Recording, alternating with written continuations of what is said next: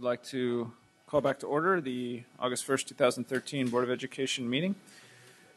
We have the Pledge of Allegiance tonight led by AmeriCorps mentors. Isla Dozier, is that right? I messed it up again. Is it Ayla Dozier? Isla Dozier. Isla, right? Ayla. I apologize. Ayla. I already asked you this question, too.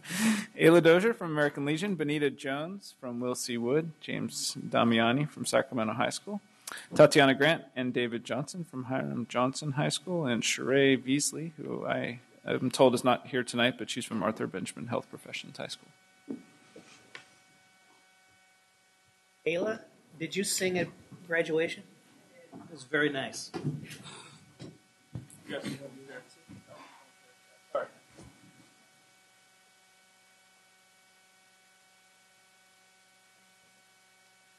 Pledge allegiance to the flag of the United States of America and to the republic for which it stands, one nation, under God, indivisible, with liberty and justice for all.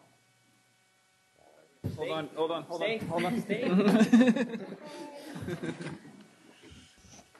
First timers.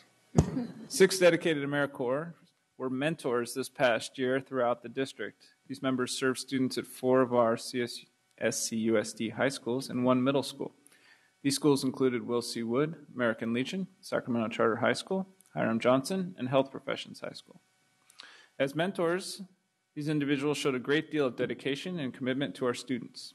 They supported our students with their development of leadership skills, problem-solving skills, supported them with their behavior management, while also supporting them in completing school projects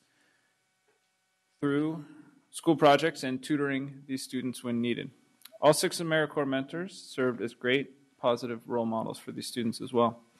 They were empathetic and non-judgmental when serving them.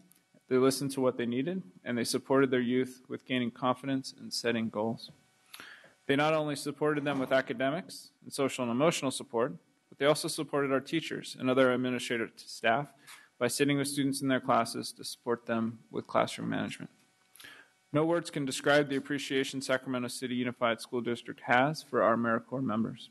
The long hours and hard work that they provided, the relationships they have built, and the commitment they have demonstrated to all our students is the reason why we would like to honor them tonight by rewarding them with the Stellar Award.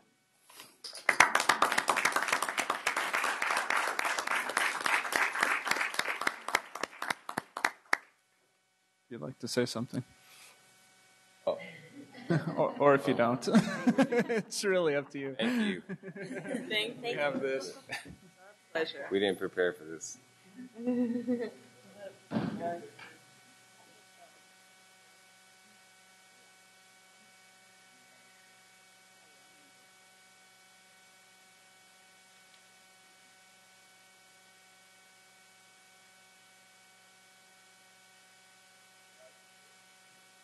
Thanks, Sean. Thank you.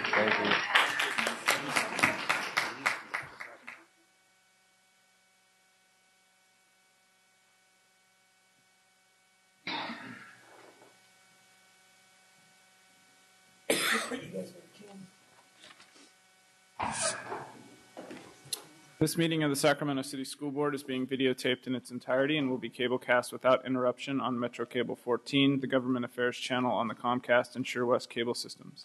Today's meeting will be replayed Sunday, August 4th at 9 a.m. and Monday, August 5th at 6 p.m. on Channel 14, and will be webcast at www.sacmetrocable.tv. Members of the audience wishing to address the board should fill out a speaker identification form located in the back of the community room and give it to our Chief Communications Officer, Mr. Gabe Ross, to my right, prior to the conclusion of the item's presentation. Please speak into the microphone when addressing the board and state your name for the record. Responses to questions by the public will be posted on the district website prior to the next board meeting. Please limit comments during public comment to items not listed on the agenda. If you're found to be commenting on an item that is on the agenda, you'll be asked to defer until your item comes up on the agenda. Item 5.0, Special Presentations. 5.1, Drexel University. I guess this won't be a special presentation. Okay. We have any? Moving on. 6.0, Announcement of Action Taken in Closed Session. Yes, Mr. President, with regard to one action taken in closed session by a vote of 4-0 with board members Hanson, Arroyo, and Rodriguez not present, approved a special education compromise and release agreement with an OAH case number ending in 40077. Thank you. Thank you. Dr. Cummins. I'm pleased to announce that the board, by a unanimous vote of those present and with board members Jay Hanson, Gustavo Arroyo, and Diana Rodriguez absent, approved the appointment of Jack Kramer as principal of Bowling Green Charter Chacon Language and Science Academy. Mr. Kramer, if you stand up.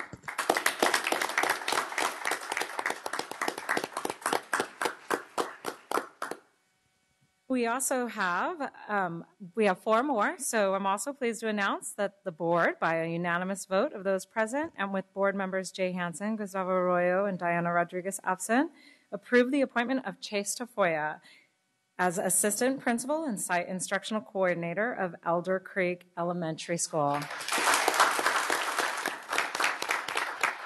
I do want to pause real quickly for Mr. Tafoya. He is a product of Sac City Unified School District. Welcome back. Thanks. I'm pleased to announce that the board, by a unanimous vote of those present and with board members Jay Hanson, Gustavo Arroyo, and Diana Rodriguez absent, approved the appointment of Oscar Garcia as Assistant Principal of Ethel Baker and Pacific Elementary Schools. Mr. Garcia, welcome. I'm pleased to announce that the board, by a unanimous vote of those present and with the board members Jay Hanson, Gustavo Arroyo, and Diana Rodriguez absent, approved the appointment of Denise Lee as Assistant Principal, John Still K-8 School.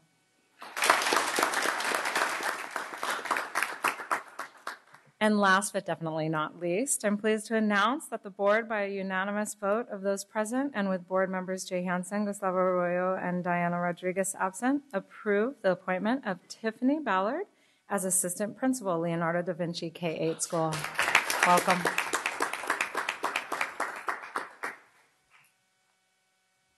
Thank you.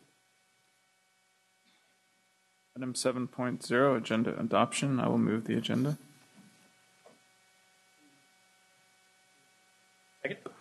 We have a motion by Vice President Wu to approve the agenda, second by Vice President Kennedy. All those in favor? Aye. Opposed? Abstentions? We have an agenda. Item 8.0, public comment. Mr. Ross.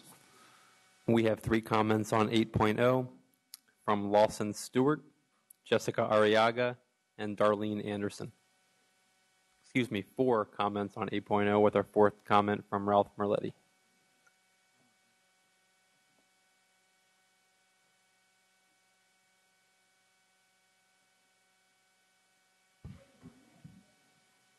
Good evening, members of the board. I'm here tonight in my capacity as an elected director of the Pacific Fruit Ridge Fire Protection District Board. I wish to bring to your attention some security issues I've noticed with the campuses that fall within my district and consequently also within yours. I have noticed that throughout the entire district we've had a problem lately with different people who are homeless seeking refuge in different locations, and I wish to bring to your attention that this includes your school campuses. We have had a lot of fires come about as a result of these individuals cooking, sometimes unfortunately some drug-related activity, etc. And I would like to bring it to your attention so you may get ahead of it, and investigate it, and fix some holes in some fences and get these campuses safe before my fire department has to come and put them out. That's it. Thank you. Yeah. Go ahead. I thought he mentioned Fruit Ridge. I did mention a couple schools that I've noticed directly, yes. So I have personally, in my jogging, shortcut through holes, just kind of testing them out to see if they were as big as I thought they were. Because trust me, if I can fit through the hole, a lot of people will be able to. Ethel I. Baker, Pacific Elementary, Fruit Ridge, and I'm sure I noticed in drive-by that some of the other campuses are also affected. I can provide, if it would help, a list of the schools that are in my district. However, I'm pretty sure this is probably a problem throughout the entire district. There's a lot of homeless people out there right now seeking refuge, and Again, unfortunately, they do have a tendency to cause fires. Thank you. Thank you.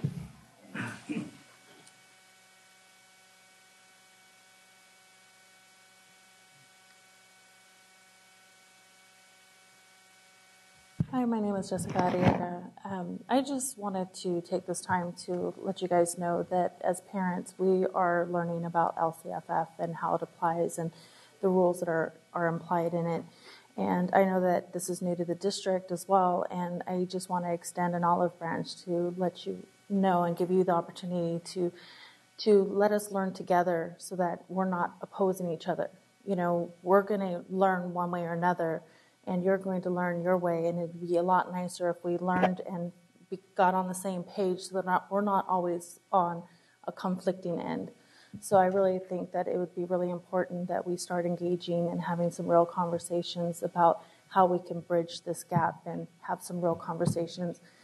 The way I look at it is if you want to improve my son's test scores or his attendance, who better to ask besides the parent? And part of LCFF requires that we see improvement in all of that. So I want to encourage that we start looking at who's going to be the parent advisory committee. I know that that's a requirement with LCFF. Have you defined what that means and who that body is going to be? I'm sure you have a lot of parents here who like to be part of that. So I just wanted to just have that addressed. Thank you. Thank you.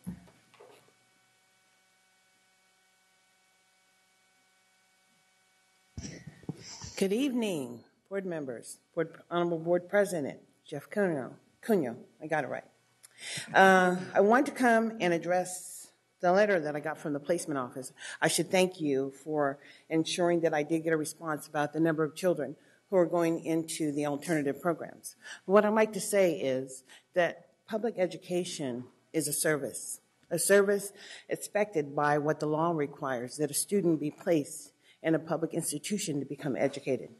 It's the only thing that allows a student to become a citizen. Well, this district has chosen an alternative path for African American and Hispanic students.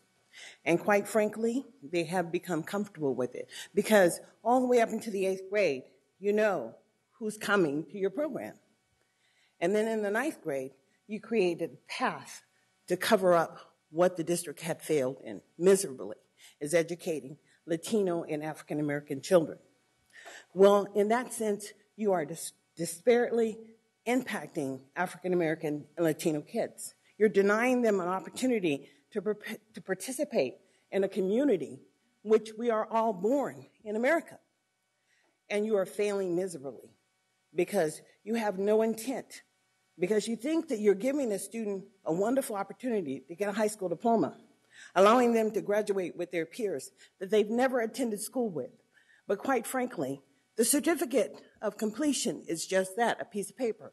It doesn't teach a child to have the social and emotional development skills that they need to participate in society. This district is on the wrong path because you don't listen to your people. I've been coming here for years trying to figure out how many kids are you pushing out of the program and how is it that you're funding these programs? And I never got a response on how you're funding them because the dollars stay at the home schools. These kids never get the benefit from the dollars that they generate. I suggest that as a citizen, I have a right to have that information. It should be this board that ensures that the information comes and actually respects the uniform complaint process and investigating and understanding that you're denying children an opportunity to become real citizens. That's what I suggest. And it's just a suggestion. You don't have to take it because you are elected officials. You do represent me, and I understand the process. Thank you. Thank you, Ms. Anderson.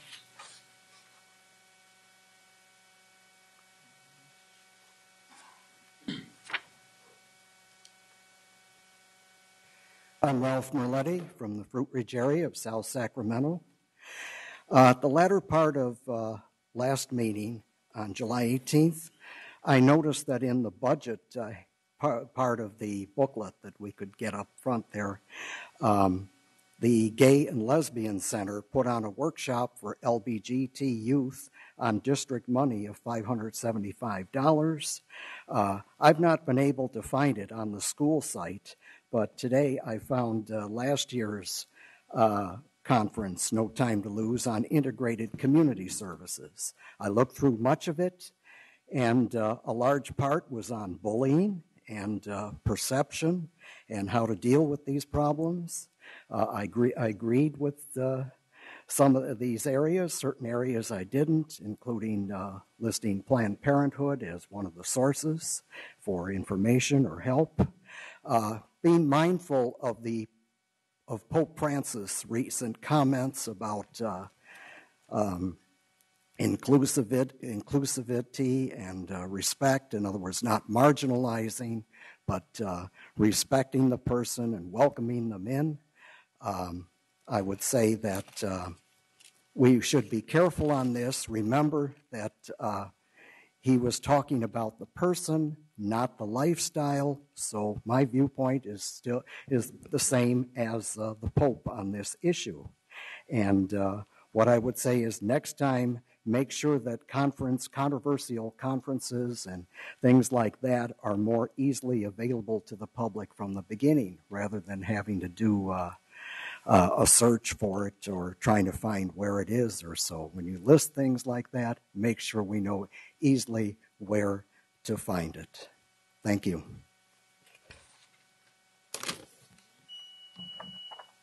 Item 9.0, consent agenda. I will move the consent agenda. Second. Second by Vice President Wu. All those in favor? Aye. Opposed? Abstentions? The consent agenda has passed. Item 10.0, communications. 10.1, employee organization reports. CSA. SCTA.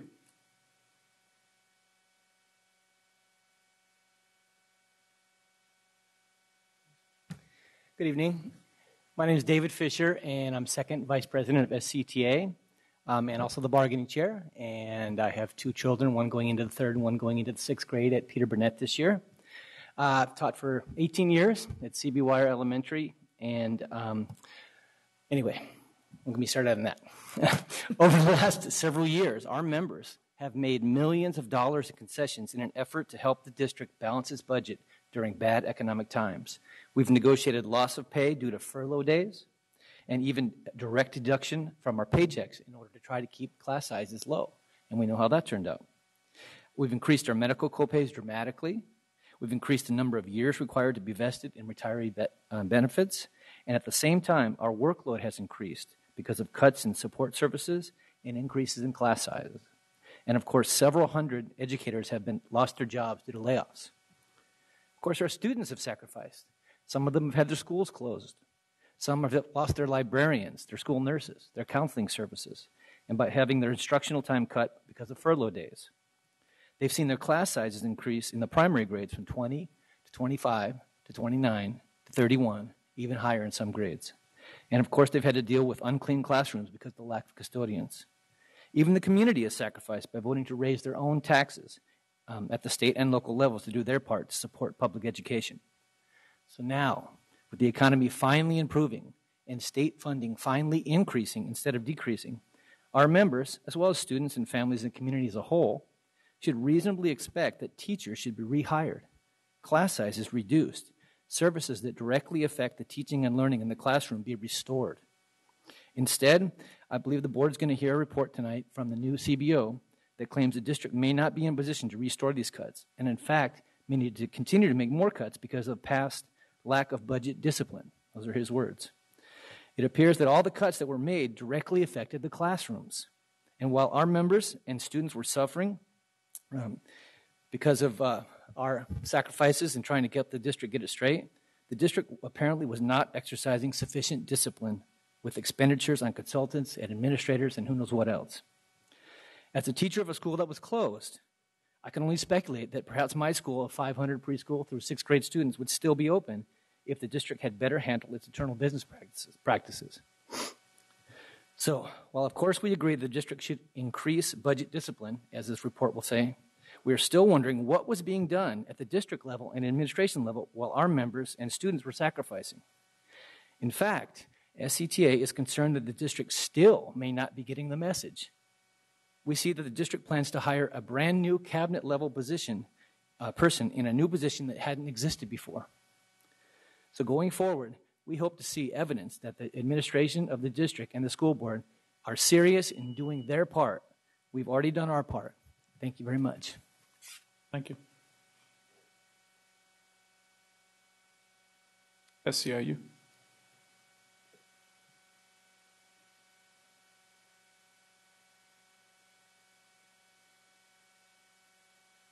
Good evening, President Cuneo, Ms. Cummings, board members. I won't repeat what you just heard from the teachers, although I suppose I easily could, and I won't repeat everything I've said for the last couple of board meetings, or probably the last 20 or 30 board meetings. But we've been very concerned about the budget process of this district. I think you've heard from us almost every time we've been here about our concerns. We've pointed out some specifics. I personally have been doing this work in the public sector, dealing with public sector budgets for 15 years. This district's budget is the only one that I need significant help in deciphering. I actually think you might find some of your own budget folks have a hard time reading your budget. It's very convoluted, it's very complicated. I think it has taken this district a long, long time to develop the culture of how this budget is developed and how it's handled. I don't believe that any current staff person is to blame for how we got here, but we need to fix things moving forward. We need to have a real process moving forward, and I'll have more to say after the CFO's presentation, I'm sure. But moving forward, we need a real process where the board is engaged, where the board does not abdicate its responsibility and its authority to senior staff, and where the board actually sets priorities and decides where the money is supposed to go, and then figures out what we want to pay for with what's left over, as opposed to what is currently happening, in my opinion, which is we put in the things that look good, that some of the folks really like, and then when we see how much money's left over, we figure out how many staff we can afford to provide those services. It's a disservice to the kids. We've got programs out there that have never been evaluated. We don't know if they're effective in any way, shape, or form, but we pour money into those programs, and then at school sites where those programs don't exist, those kids are being robbed because the money going to the fancy programs is coming from other sites. So again, I just want to put that in your ear. I'm sure you'll hear from Mr. Forrest, and then I'm sure I'll have something to say after that. Thanks. Thank you. Teamsters. UPE. Item 10.2, District Parent Advisory Committees. Community Advisory Committee. District Advisory Council. School Site Councils. District English Learner Advisory Committee. Gifted and Talented Education Advisory Committee. Indian Education Parent Committee. And Sacramento Council of Parent-Teacher Association. 11.0, Board Workshop, Strategic Plan and Other Initiatives. Item 11.1, approve resolution number 2758, initiating the transfer of territory from Twin Rivers Unified School District to Sacramento City Unified School District. It's a conference item with a 5-minute presentation and a 10-minute discussion. And who is leading our discussion? I will lead the discussion briefly, okay. Just to frame the issues. Mr. President, may it please the board, Jerry Barron's General Counsel, as set forth in the agenda item. What is before you is a conference matter, not an action matter tonight, is a proposed joint resolution to join Twin Rivers, which approved its petition in June of this year to transfer approximately 48.75 acres located on the south side of Interstate Business 80 and the American River and Cal Expo. The proposed development will most likely be residential development. The owner, I think the president in the audience tonight, is the president of Riverview Capital Investments. I believe Mr. Phil Angelides is in the audience and may also may wish to address the board. With this kind of transfer, if the district also joins in the joint petition, and with the consent of the property owner, which in this case appears to be Riverview Capital Investments, the process is fairly simplified. With respect to the process, if the district joins in the petition, it is forwarded to the SCOE Superintendent of Schools for a review period of approximately 30 days. The review is simply to review the sufficiency of the petition, not the merits of the petition. There is a minimum of one public hearing in each district. That would mean a minimum of one public hearing in Twin Rivers and a minimum of one public hearing in the district. The decision, since this is considered uninhabited territory and certain conditions are met, rests with the county committee because it would not go to an election. And under 35709 of the Education Code, if the conditions are met, the county committee may approve the petition and order that the petition be granted and shall notify the county board of supervisors. So at this point, it is a discussion item. With respect to the merits of the potential of a joint petition, it is set forth in the agenda that Twin Rivers schools are much further away, that they cannot accommodate any potential student generation from the development. Staff is generally supportive, provided that 100% of the developer fees generated by the residential development goes to the district. As the board is aware, and as the owner of the territory is aware, and for the benefit of the public, developer fees are paid at the time that permits are pulled to develop residential sites, which in this case probably will be single-family residential homes, but I'll let the owner address that issue. Those developer fees go to housing of students.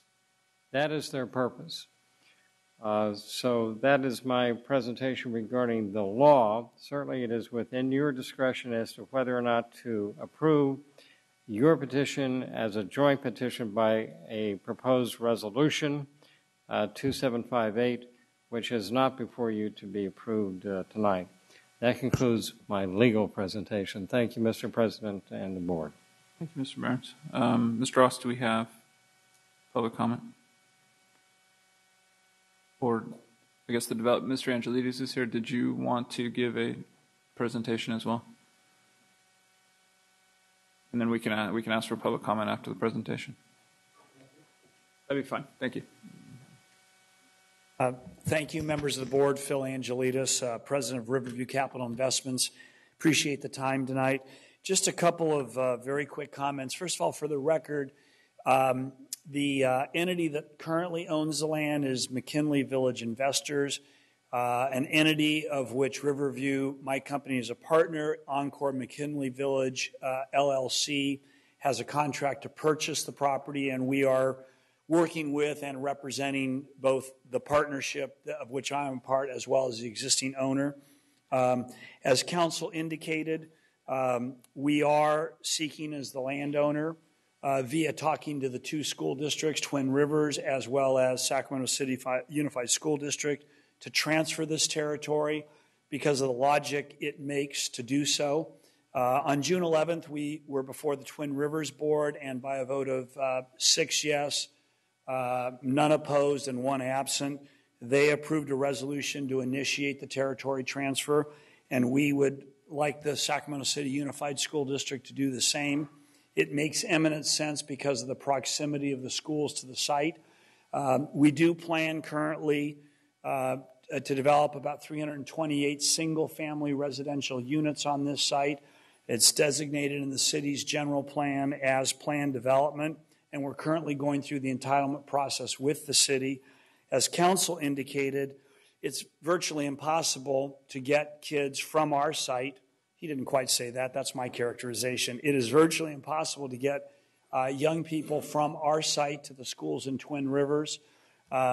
I believe the nearest school site is Woodlake Elementary, which is over 3 miles away.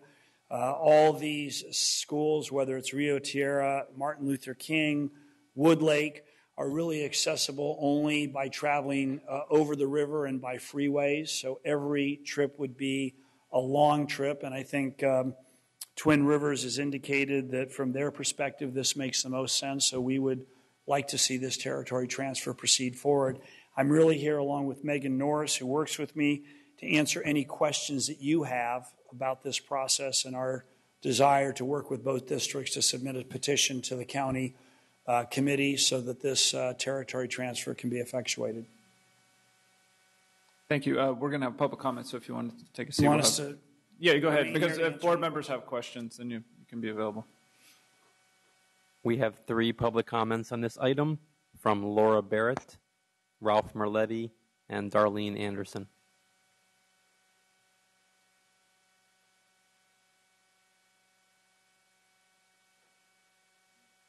Hi there. Thank you, members of the school board, for this opportunity to discuss the McKinley Village project and potential land addition to the Sac City School District. My name is Laura Barrett, and I live in East Sacramento near Theodore Judah Elementary.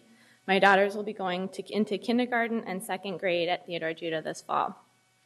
Thanks to the hard work of our district and our community, Theodore Judah is now a much sought-after program, one that continues to improve with each passing year, and one that feeds nicely into Sutter Middle School, an award-winning program. I'm here today to express my concern for this project related to 2 issues. First, the amount of new students expected to impact our school system, and second, the safe travels of all students to our schools. Theodore Judah has grown so much recently that now there will be 3 2nd grade classes this year. Each year, the school will need to add a classroom for this class of students. There is no space for an art room, much less additional classrooms as currently laid out. The current structures at both schools are aging in addition to the lack of classroom space. The additional vehicle traffic on our streets will impose some safety concerns that I have as well. Already this past year, there had to be a safety officer present, ticketing parents who were parking illegally and driving unsafely during pickup and drop-off. Yelling and physical altercations were observed and reported to the school. Safe routes to school and the ability of our children to walk or ride their bikes may be altered with this project expansion. I urge you to consider the environmental impact report before agreeing to secure this land for Sac City and to discuss concerns with the developer and/or city staff regarding safe routes, traffic volumes, and projected student numbers. I would hope that you would evaluate the physical sites of both schools as well as the safe student routes and determine if an expansion or alteration is necessary in order to meet the community need before agreeing to additional students. Thank you. Thank you.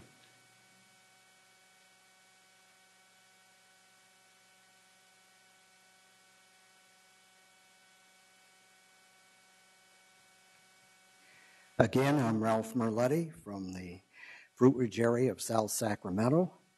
I am a substitute teacher with the Twin Rivers School District and also a geographer. This move makes good sense geographically, economically, and logically, and also adds needed attendance to the Sacramento City schools. So, now we've all enjoyed that view of the grassy field area off Business 80 northbound from downtown Sacramento. I hope whatever is built will be constructed with aesthetics in mind as well as the environmental concerns. The one thing I didn't understand, at least at first, is when I looked at this particular issue on the school site, was why the photos were so out of focus or just not very clear. Maybe it was to make sure that just only those items really in question really stood out. As far as I can remember, I think I have substituted at the schools that are in question here for Twin Rivers, and so if it's like geographically and distance-wise, this does make sense. This move, basically, this appears to be a win-win situation for all parties involved, and I wish everyone on this a very successful venture. Thank you.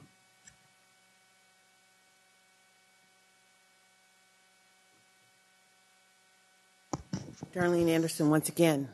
What a short time ago I was here. And we were talking, I was here with all those parents talking about their neighborhood schools getting closed. Now the district is off to acquiring more land and acquiring more students, just not those targeted students from those higher poverty neighborhoods, the ones that you're sending to Accelerated Academy or Success Academy, the ones that are getting basically a high school diploma, but we know it's 8th grade level, and the ones that you're failing, but you're moving on to higher ground. And the district is not doing that well. I think it's still in PI. That's program improvement. But like I said, the law requires that you provide the service, and it also requires that the students attend your district. How can you move on and acquire new students, because we know that you usually use students as revenue. So you're transporting all these kids now to other neighborhoods where they don't live. And when they start failing, you're going to start documenting their parents as being dysfunctional, and they just don't benefit. And the cycle of poverty in Sacramento is horrible. And you want to talk about the homeless living in your schools? What you should do with them? A lot of them are high school students who got kicked out of aid and have nowhere to go. It's amazing that you seem to think that you deserve the salaries in this district that you get, over $100,000, and some are $100,000 plus. And you're failing miserably the people who tend. And you have to fight. My son is successful, but I fight. And every parent should fight. And fight what you're trying to do right now. It's not a good idea, because what you just did, what you just pulled in closing all those schools, you're not going to think about what's going to happen to those kids 10 years down the road.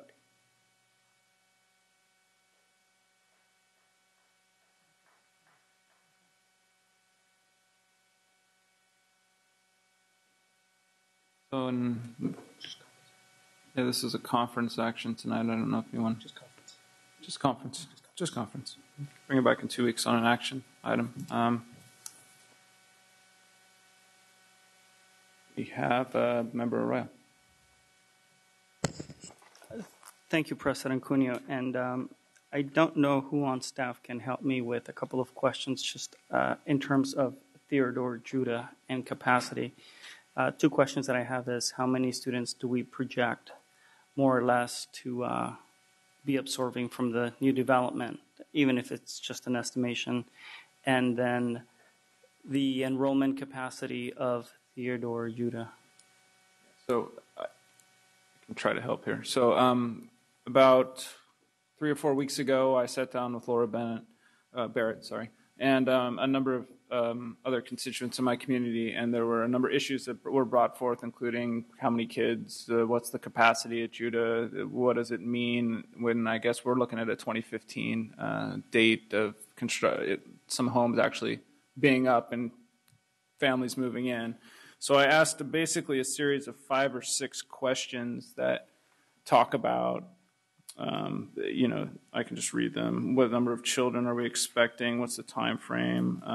Where are they going to go to school? What's the capacity of the sites, et cetera, et cetera? What the safe routes issue that was brought up, and also issues pertaining to the city's environmental impact review, which I'm not totally clear on.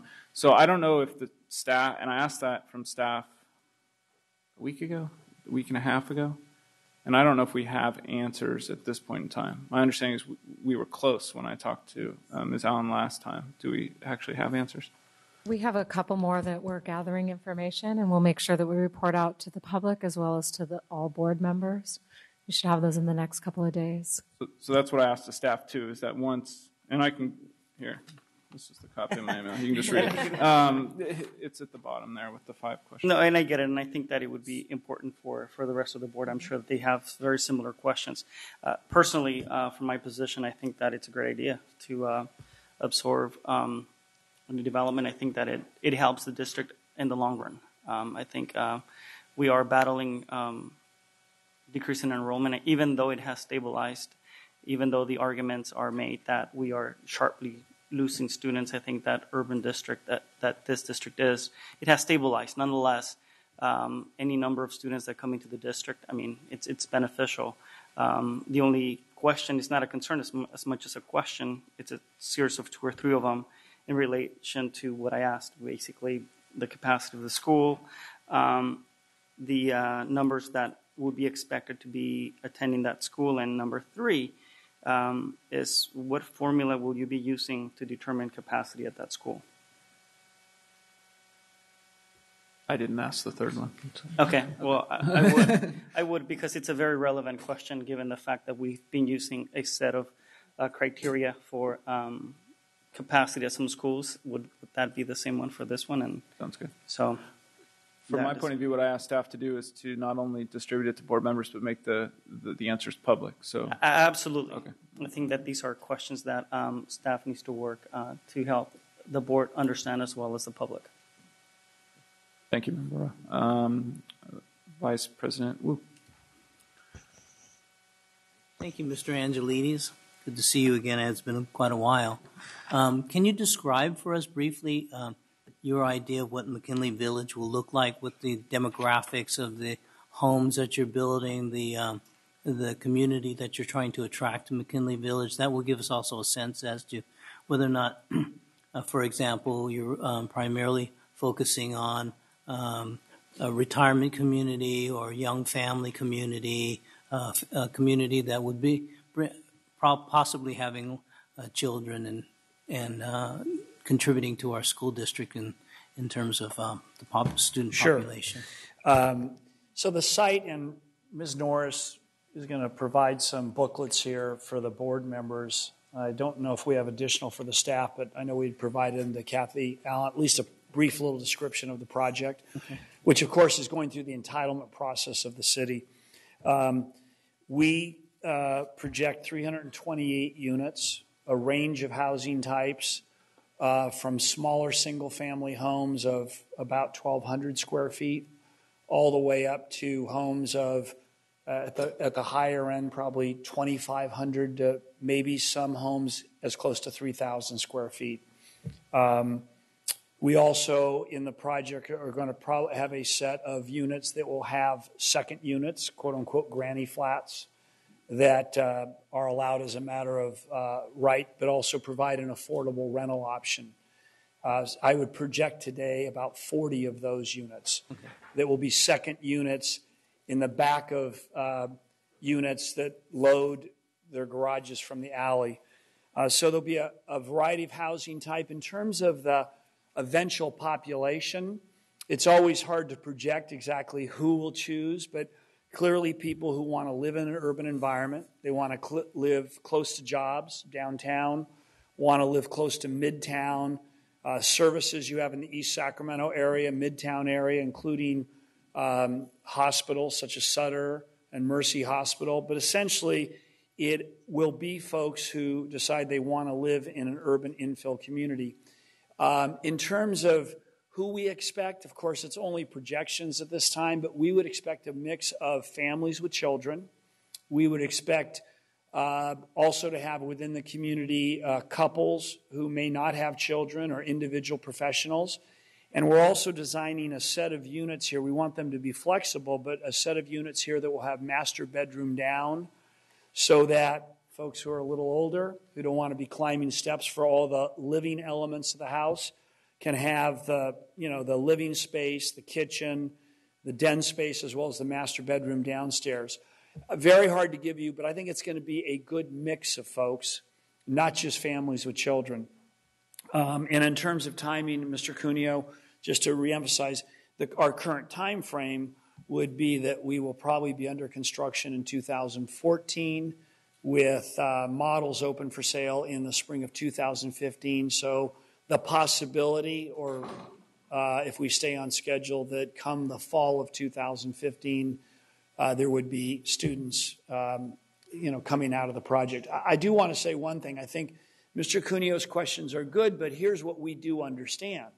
And I think I'll have a chance, hopefully, to talk to Ms. Barrett after this meeting also. We haven't met yet. But we do understand that individual schools have capacity constraints, and that you have a policy, which is you do have a policy for resident preference, but open enrollment, and so there will be a certain capacity at Theater Judah, and to the extent that the children from this area can attend Theater Judah given the resident preference, but taking into account who's there based on open enrollment. We understand that to the extent there are capacity constraints, that children may end up being at schools like Caleb Greenwood or other schools that there are real constraints at Theater Judah, and that's really for you as a board to decide along with the community what's the right capacity for that school. But to the extent there's capacity, our kids would go there. And over time, we would assume, as the residents' preference kicks in, more and more children from this neighborhood would attend Theater Judah, but subject, of course, to what you think is a legitimate capacity at that site. And I do want to emphasize here that that if this project is approved, and I might add the city has long called for urbanization of the site. It's currently designating the general plan as planned development.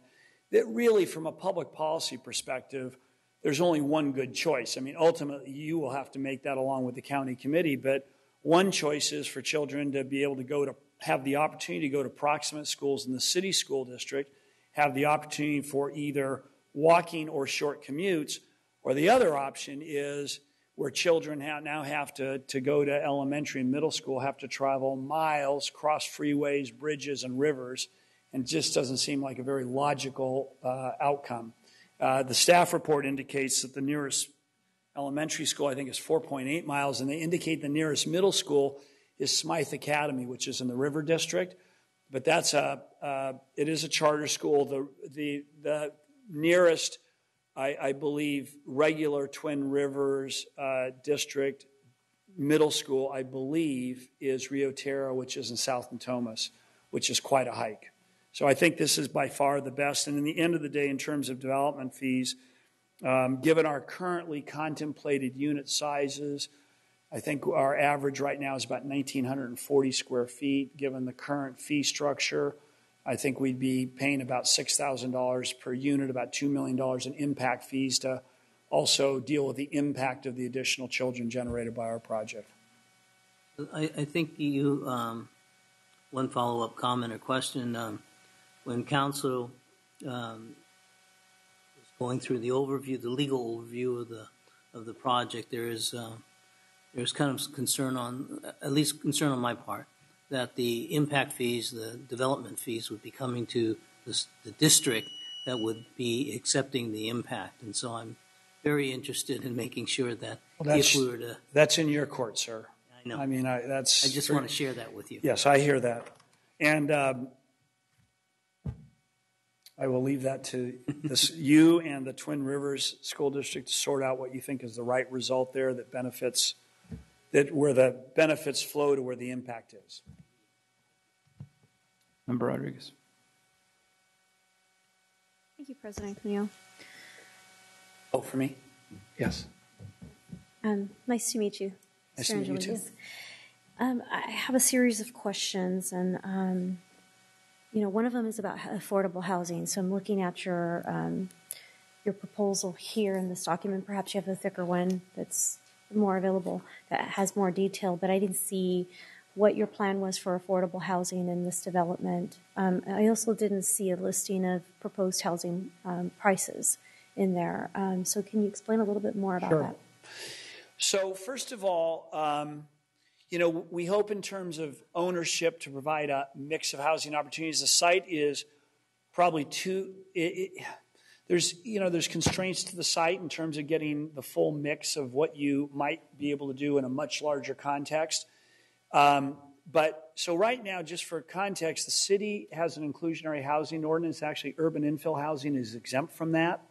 They are currently updating that ordinance right now, and they're going to require, at least the staff recommendation, of course it hasn't gone to the council, is their current draft says that they would like to see at least 15% of the units to be affordable by design, which would be small lots. So, for example, we have a number of lots. Some small lots would be under 3,000 square foot lots. And we have a number of lots that are under that. I'd say, I'm going to give a guess right now, but probably close to 50% of our lots are very small lot product. So they'd be at the more affordable range of home ownership. Also within affordable design are second units. It's one of the reasons we're designing one of our products to have second units, which will be studio apartments. So they'd be affordable rental units within the project. And I would currently project, as I said, about 40 of those. And then the city currently plans to levy a fee for affordable housing. And they're really, in a sense, going to recognizing that the current ordinance, at least in their view, doesn't work very well to require each project to do inclusionary. They've decided to levy a fee. So to the extent that that fee is levied, and I would expect it would be at some level, we will pay that fee as well as have to meet the affordable by design components. Actually, we're going to be given, I think, an option because we're under 50 acres. My recollection is you can either pay 100% of the fee or you can pay 30% of the fee and include affordability within your project. We'll probably lean to doing the latter. 30% of the fee and then meeting their affordability requirements. The affordability requirement being 15% plus 15% affordable by design, which would be second units. I think the list is second units, limited equity co-ops, small lots. They have a list of kind of housing types that would qualify. In terms of pricing, we're 2 years out right now, but I would just roughly project probably ownership prices would arch from maybe $300,000 up to $700,000. And the 300 being the affordable by design on Yes, the low end. 1,250 or so square feet. And again, the just to be clear, the second units, the studio apartments would be could be used either for children, for grandparents, or they could, under state law, they can be rented out. And those will probably be on the nature of, I would think about, I'm going to guess about 400 square feet. There is no guarantee that we have families move into this location if we don't have adequate affordable housing. Many startup families, many young families at $300,000 sometimes can't afford that, especially with the job market here in Sacramento. So right, which is why we're going to have the rental units, and why we'll pay a fee, which the city will then put in their trust fund, where they can then use it to subsidize and develop housing. Okay, and then just out of curiosity, why did you design this particular project without a school in there in the plans? I don't think the student generation could come close to supporting it. I mean, I don't know. The staff would have to tell me what student generation is on average per unit. What is it about for 328 units? Anyone here? Kathy? Maybe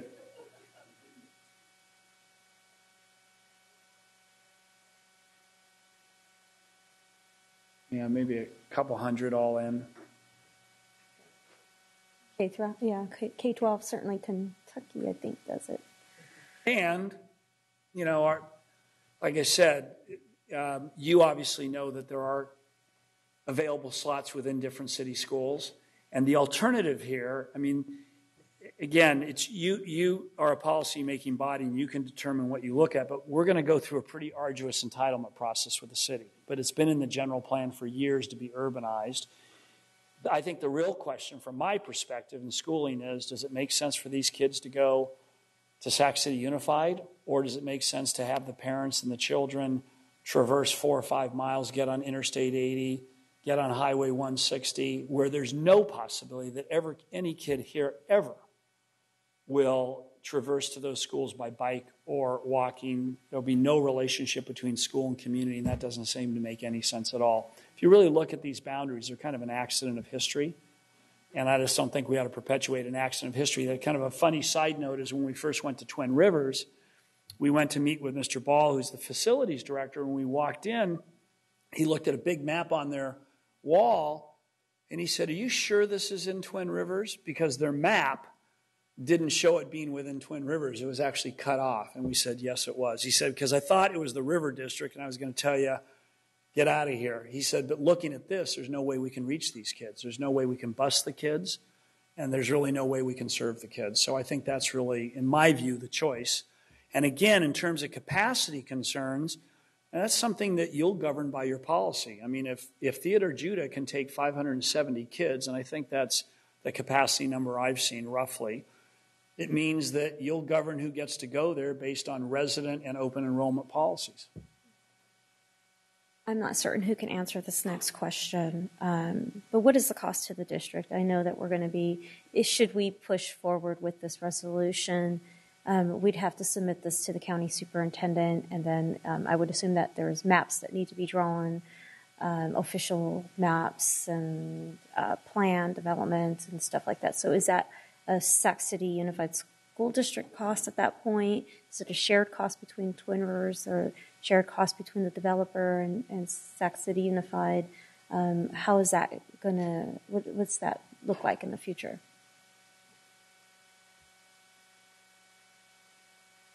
The cost really is the cost of approving your resolution and preparing the petition.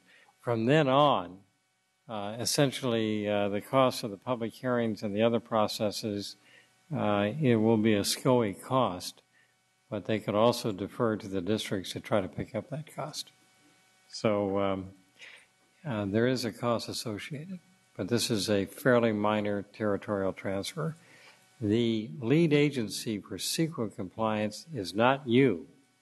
It is the county committee for purposes of reorganization.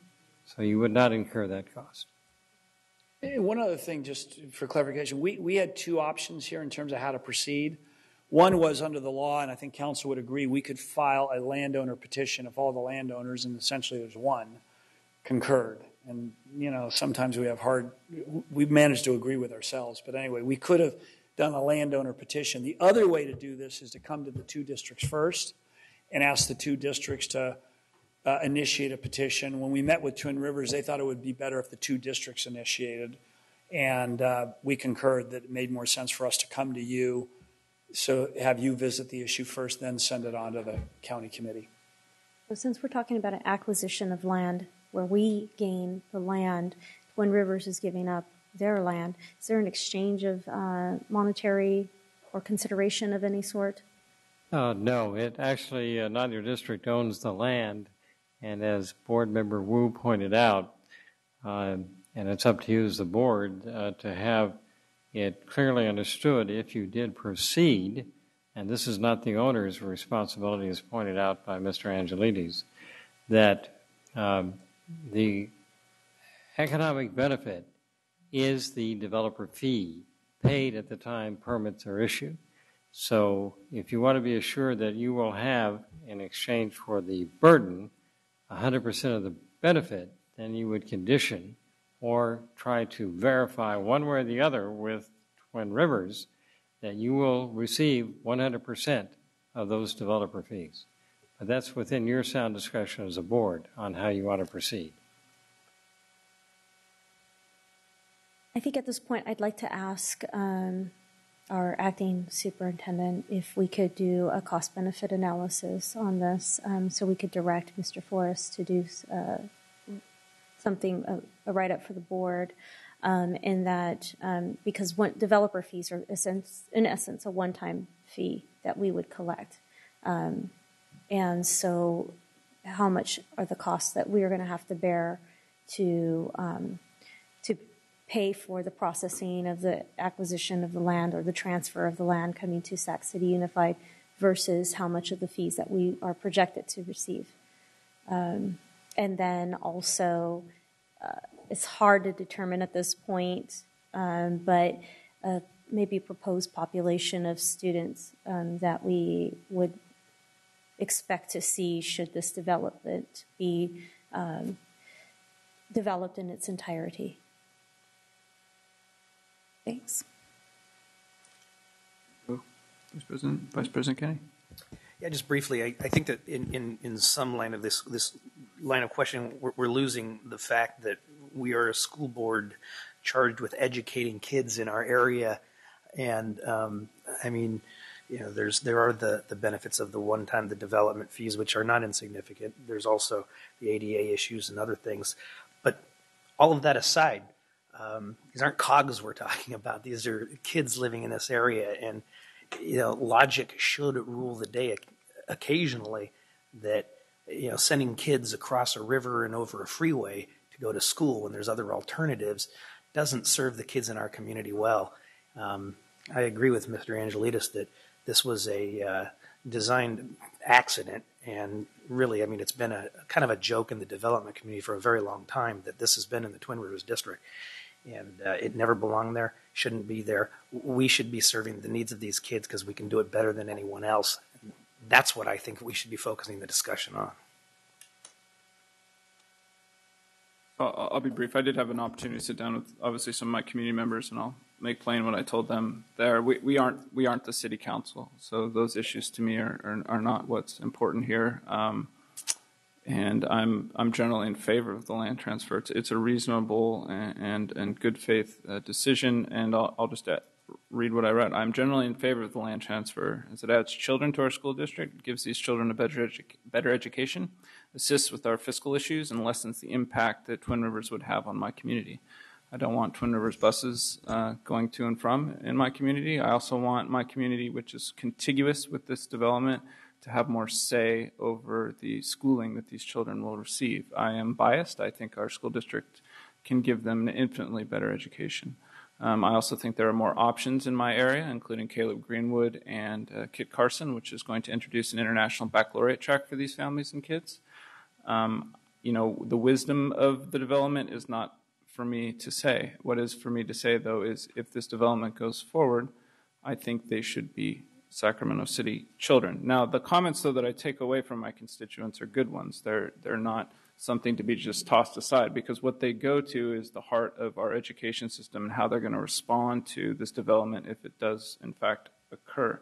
So what I took from them and what I'm asking to be put up on the board is that prudent and reasonable planning must be done at our local school sites and in our district to make sure our children are safe, our schools are not overcrowded, and that we still provide the best education for each child that comes to Theodore Judah, who comes to Caleb Greenwood, who comes to Sutter Middle, who goes to Kit Carson IB, whatever it might be, that each kid gets the education that they deserve and that they're safe going to and from that school. So that's what I think is incumbent upon us in this process.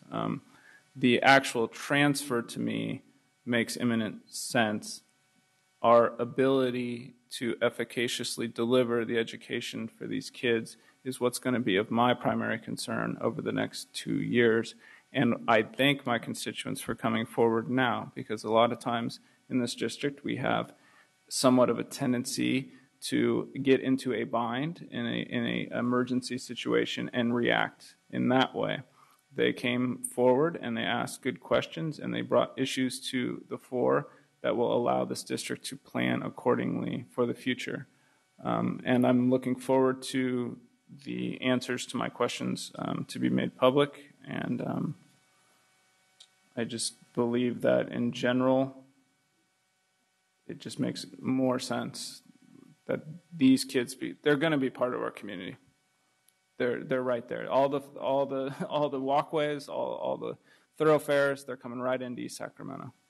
And so it makes no sense to have just these designated kids going to Twin Rivers and not become part of our larger community, our greater community, our educational community, which I think benefits those families. We have Member Roy. Thank you, President Cuneo. And Mr. Angelides, thank you for your presentation. And it's good to see you as well. I just have a comment that I really wanted to make, and I was going to pipe down, but I felt that it was necessary for me to say it.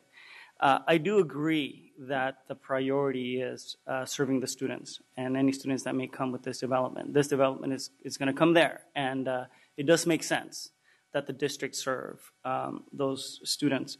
The only comment that I really want to inject in this conversation is that to please be patient and understand and be a little bit aware, and please help address any questions that may come up.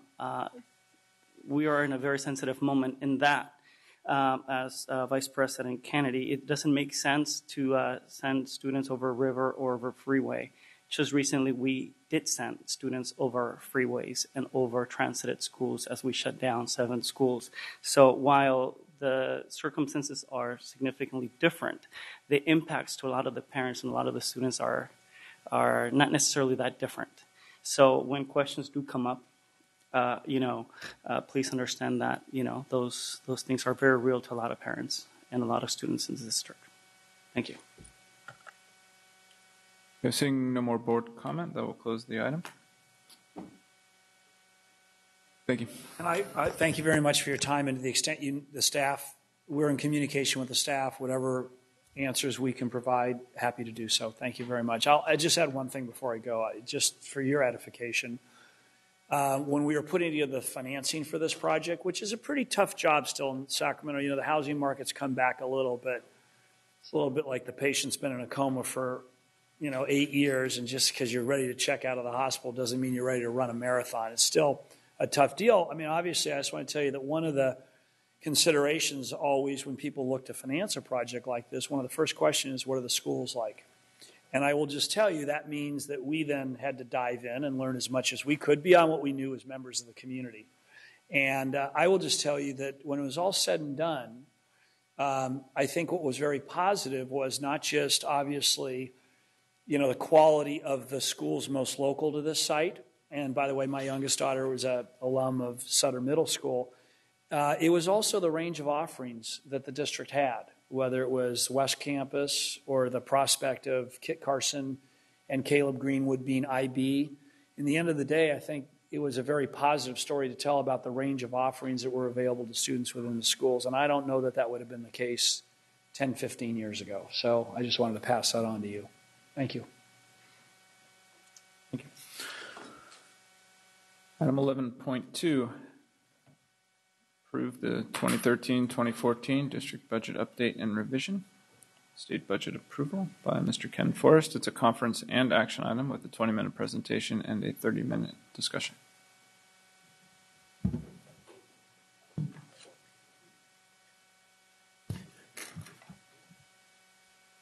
Good evening, President Cuneo, members of the board, Dr. Cummings. We are here today with the 45-day revisions for the adopted budget. In addition to Gerardo Castillo, our Director of Fiscal Services, Ms. Tammy Sanchez from the Sacramento County Office of Education is also here if you have questions related to the budget as we go through. A little bit of background. As you know, we have 45 days after the bill is signed. That really means we have through Friday, August 9th to make these changes and submit our budget to the County Office of Education. You did adopt a budget on June 20th. That budget was adopted based on revenue calculations using the Revenue Act formula and expenditure calculations for what was known at that time. This presentation shows you both the adopted budget and then our proposed revisions. Here's the adopted budget. You've seen this, we've gone through it, so it's just merely a point of reference as you look at some of the other documents. As we've been working on the budget, one of the things that we have come across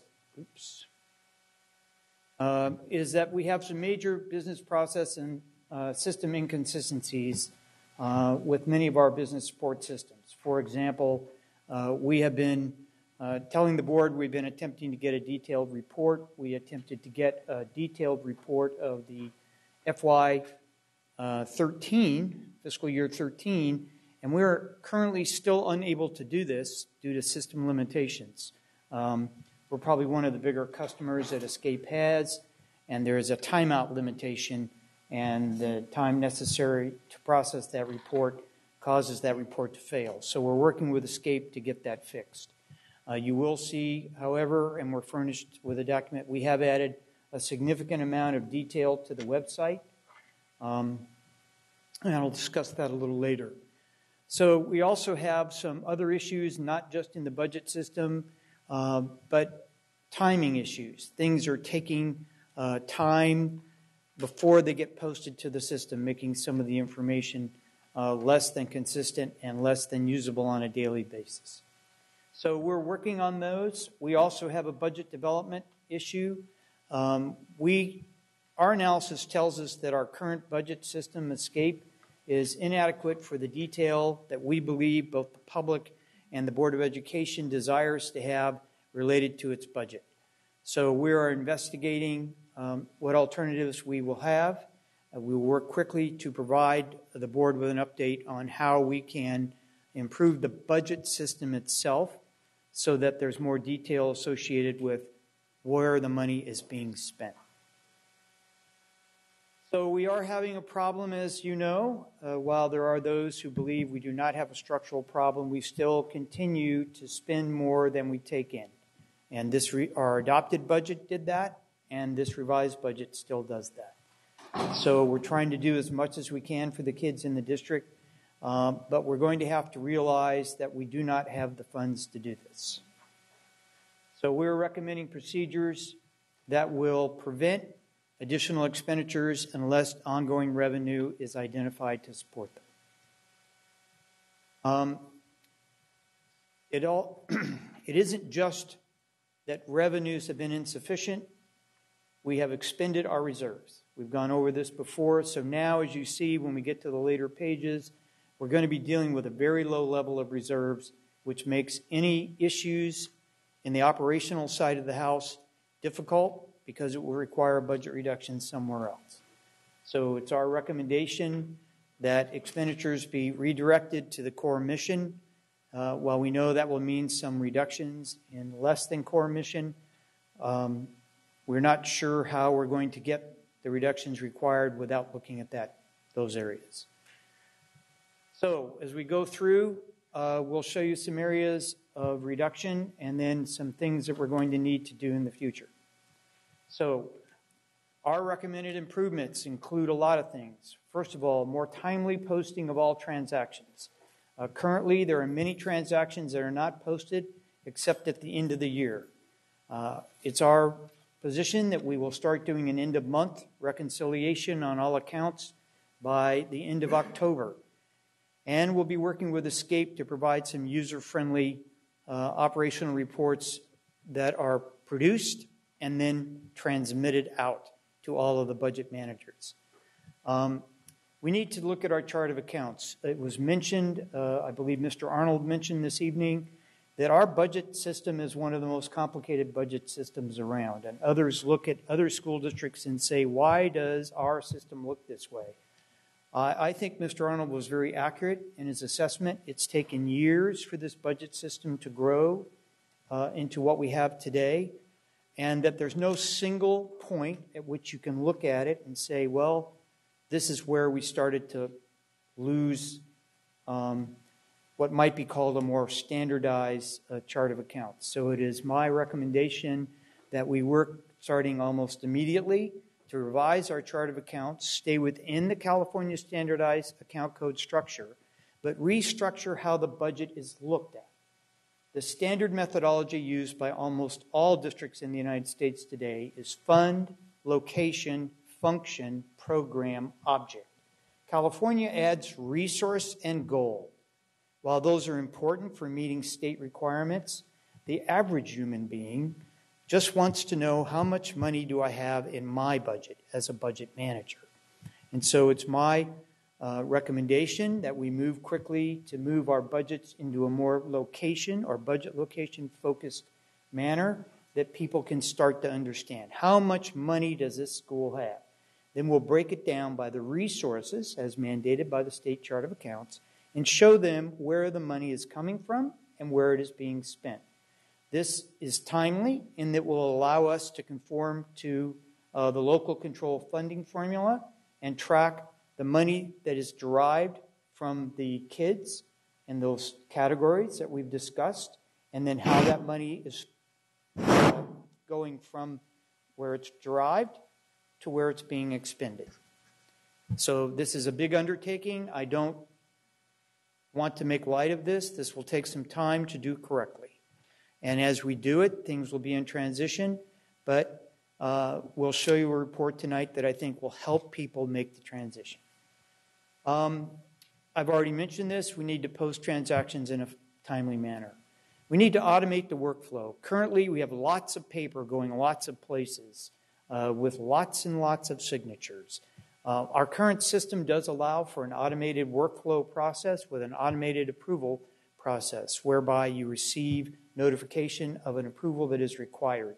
We can cut down the amount of work and time required to do it, and also increase the amount of control we have by doing this. So I think this is very important, and we're going to be working to do it.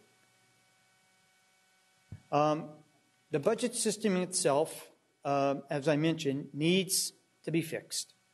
I don't believe we can fix Escape, so we're going to have to use some other piece of software. We are able, talking with bond counsel, to use bond funds to do this. One of the SIS systems, the student information systems we looked at in the, if for lack of a better term, the student information system bake-off that occurred in the last 2 days, does have a budget system as part of their software. If that is the vendor that is selected, then our first order of business will be to determine, can we move data from Escape into that system very quickly and utilize that system, which would therefore be integrated with the student system. So that's choice number one. If we're not able to do that, there are several other options which we will immediately explore. The other piece that's down here is require a budget source is properly identified. I've talked about this before. We need to do this immediately. No more expenditures without properly identifying the revenue source. We're going to have to go through all budgets. We're going to have to zero base them, and we're going to have to emphasize what are the district priorities, and then we're going to have to use this new chart of accounts to ensure that the budget managers not only are approving their budgets, but they're held accountable for that. That they can see their staffing, and they know where their staffing is, and what they're allowed to do with the staff. We need a better budget calendar.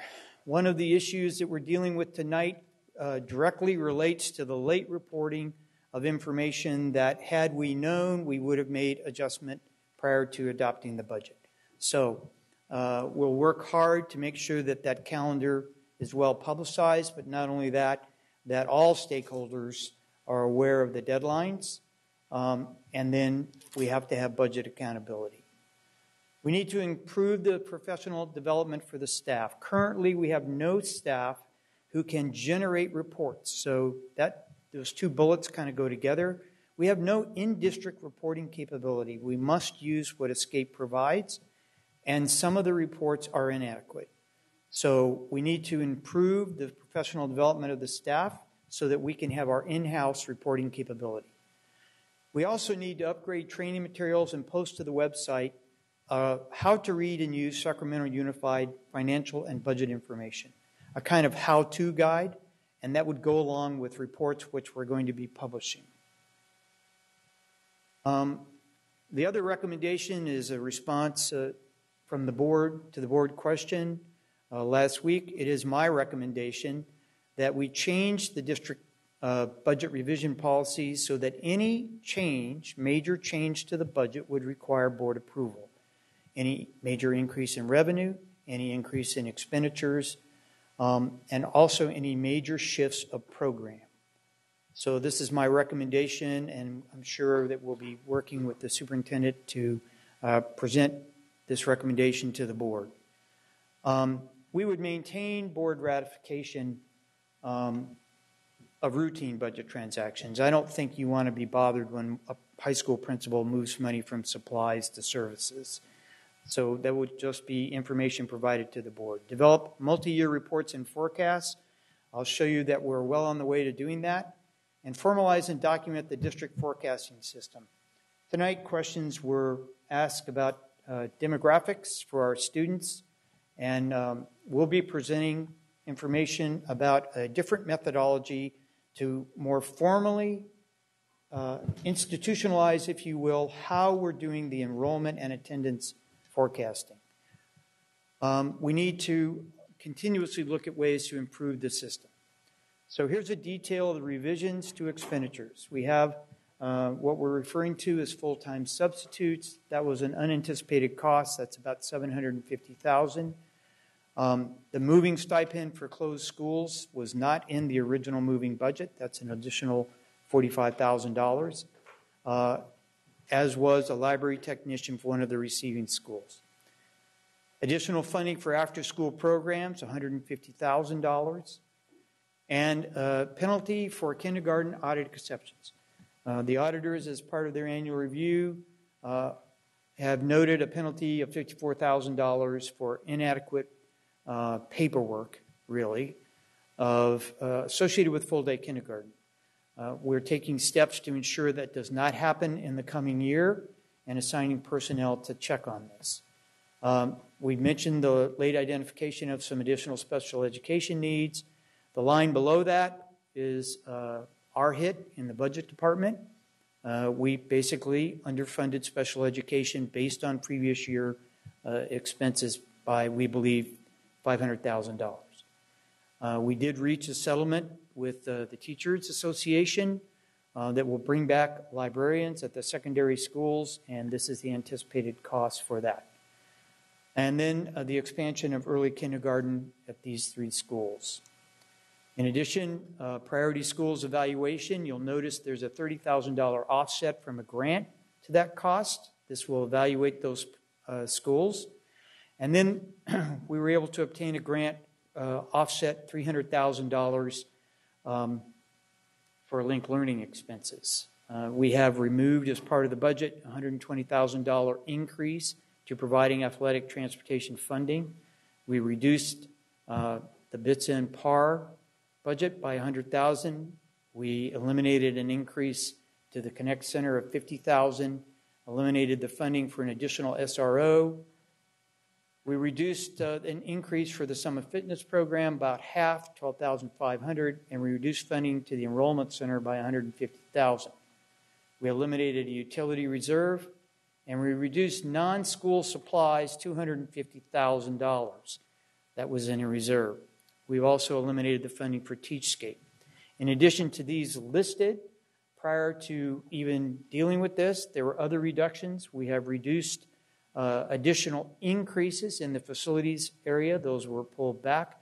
We had an increase in information systems. That was pulled back. And so we've gone through the budget and looked at where we had put increases, and we pulled them back. So the total listed here is $2,851,500 increase. And you'll notice that most of these do not directly affect classroom instruction. In addition to that, you'll notice that there are no staff layoffs directly associated with this. In fact,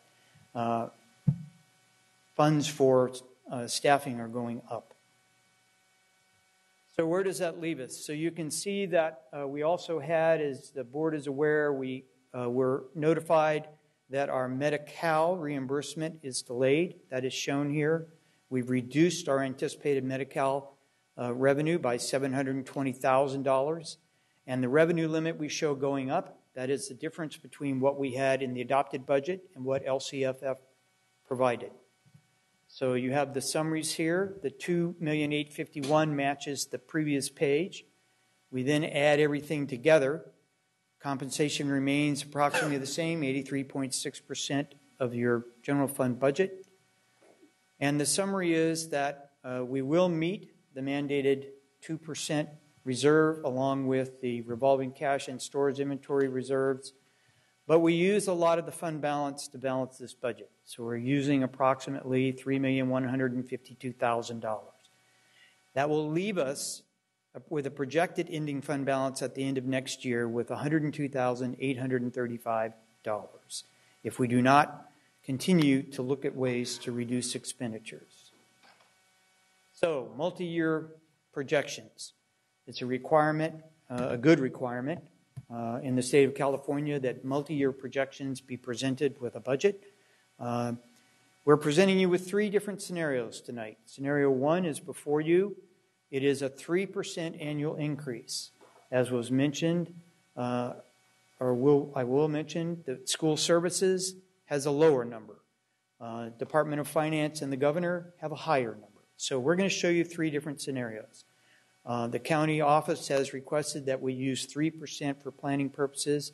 I'm in agreement with that. I think it's conservative, but not overly conservative. In a district that's ending its year with $102,000 in ending fund balance, we need to be conservative. So this prediction would indicate that we have to cut $5,400,000. I apologize for the executive summary that went out. I had an error in the spreadsheet that I produced. That has been corrected. So this presentation shows you our challenge if we only receive 3% funding increase. 4% annual increase, we would still have a $2 million challenge. Notice that as we indicated when asked earlier, we don't start to come out of this until year 2. If we do receive the 6%, which we presented to the board earlier as if the LCFF promise is realized, you'll notice that we actually would have $5,700,000 available to address expenditures in the upcoming year and reserves. So we would have reserve and expenditure ability next year if we receive 6%. So you can see there's a significant difference, a negative 5.4 if we only receive 3, a positive 5.7. And then, of course, the second year looks much better if we again receive 6%. So where does that leave us? Couple things. One, as mentioned previously, School Services of California recommends that districts establish a separate reserve for LCFF ups and downs. We've calculated the reserve based on their recommendation to be $9 million. We have, of course, no provision in this budget or any future budget in the multi-year projection to establish this reserve. They also recommend that we use only 1.95%, not 3%, and then the second year they recommend 2.46. Our projection is 3 and 3, or 4 and 4, and 6 and 6. So, the county office has asked us to use 3% in our multi-year projections for planning purposes. We have done so. 3% says we have the 5.4 shortfall, 4% 2, and 6 we actually have money available. So because we only the 6% increase would solve our funding issue next year, we're recommending the following steps. The zero-based budgeting I mentioned before, that we look for all non-core general fund programs be reviewed to see what eliminations can be made, and then that as part of the 14-15 budget development stakeholder process, we involve all stakeholder groups earlier than before. So we're asking for budget reductions that we would bring to the board for the next fiscal year, 14-15, that they be identified, and we're working towards that total of $5 million. Now, let's say that we're funded above. We get 4, we only needed $2 million. Well, we have a lot of things that the district needs to look at, and we have a lot of risk associated with this budget. Special education, we'll still need to keep an eye on that. We have no reserves for infrastructure. If we have a significant building issue or IT issue, we have no reserve in this budget to cover that. 12-13 has not closed. We are predicting that we will meet our predicted or projected ending fund balance, but should we not, then that will increase the shortfall this year, and we would have to make additional reductions. Something to think about for next year, the PERS contribution is anticipated to increase to by 1.858%, or we're going to have to come up with another $805,000 to cover our contribution to PERS. None of this takes into account other areas that we've talked about before. Additional and adequate funding for employee health benefits. We've not put aside any funds to address salary increases for our employees. We've not done anything to address our outstanding retiree health costs. We've not done anything to address our unfunded accrued leave. We need to increase our fund balance, whether you believe school services or not. I don't think anyone thinks $100,000 is enough of a fund balance. And we have to put some operational reserves into the budget. So here are the revisions we're asking you to approve. These are the revenue revisions, downward on federal, upward on state. And these are the expenditure revisions. Lastly, we're going to schedule have scheduled a community meeting for August 7th here in this room to go over the budget, invite the community to come in. We'll give a brief update and then answer as many questions as possible. So we are requesting that you review these budget revisions and adopt them. Finally, something I'd like to point out, we were able to produce this report. There are some things you need to know about this report. It's presented to you without modification and the public. We are under what's called GASB 33. We are required to keep our expenditures open for 60 days and to post them. We're still working through expenditures. So this report is current as of the day it was run. And then we have lots of recommendations to improve these reports. So this report is summarized by what's called major object. Here are what those categories are. And you can see what we provided. First column is the FY actual expenditures. Second column, FY12 actual expenditures. Third column, FY13 to date. Those, of course, are still being processed. The FY14 budget, the revised budget, which at this time would be the same. We've then taken the revised budget and subtracted the FY13 so you can see what are the increases or decreases from actual. And then to show you the future, so to speak, the last column is this current fiscal year expenditures to date. So you're seeing the expenditures that have been posted as of the running of this report. That blank column off to the right is as soon as we're able, we're going to remove the adopted budget column for this year, move over the revised, and we'll start off with an FY 14-15 projected budget in that column and then add 15-16. So the goal is 3 years past, 2 years future on your reports. Now this report has been posted as part of this transaction, and then I think it's important for the board to know that this afternoon we were able to post other detailed reports, about 4,300 pages worth of detailed reports.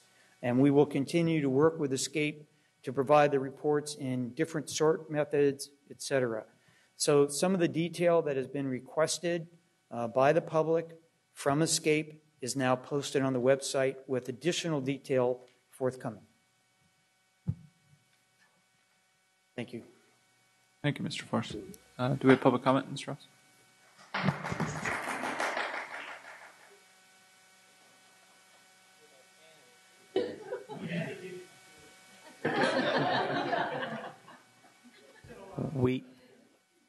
We have 4 public comments from Jessica Arriaga, Ian Arnold, Joseph Barnett, and Darlene Anderson.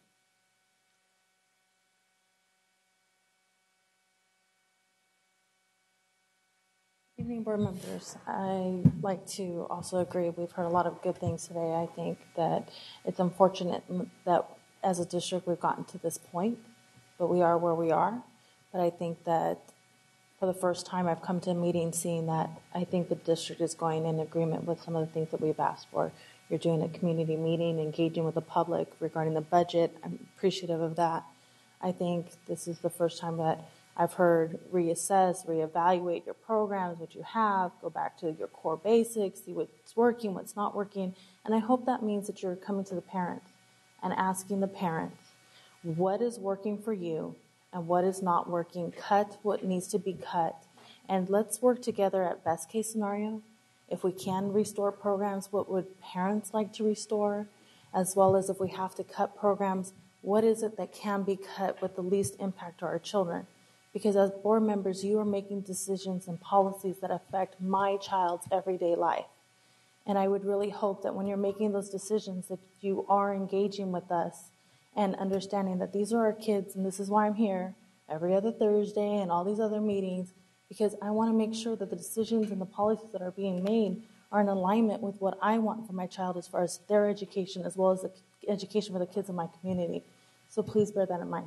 Thank you.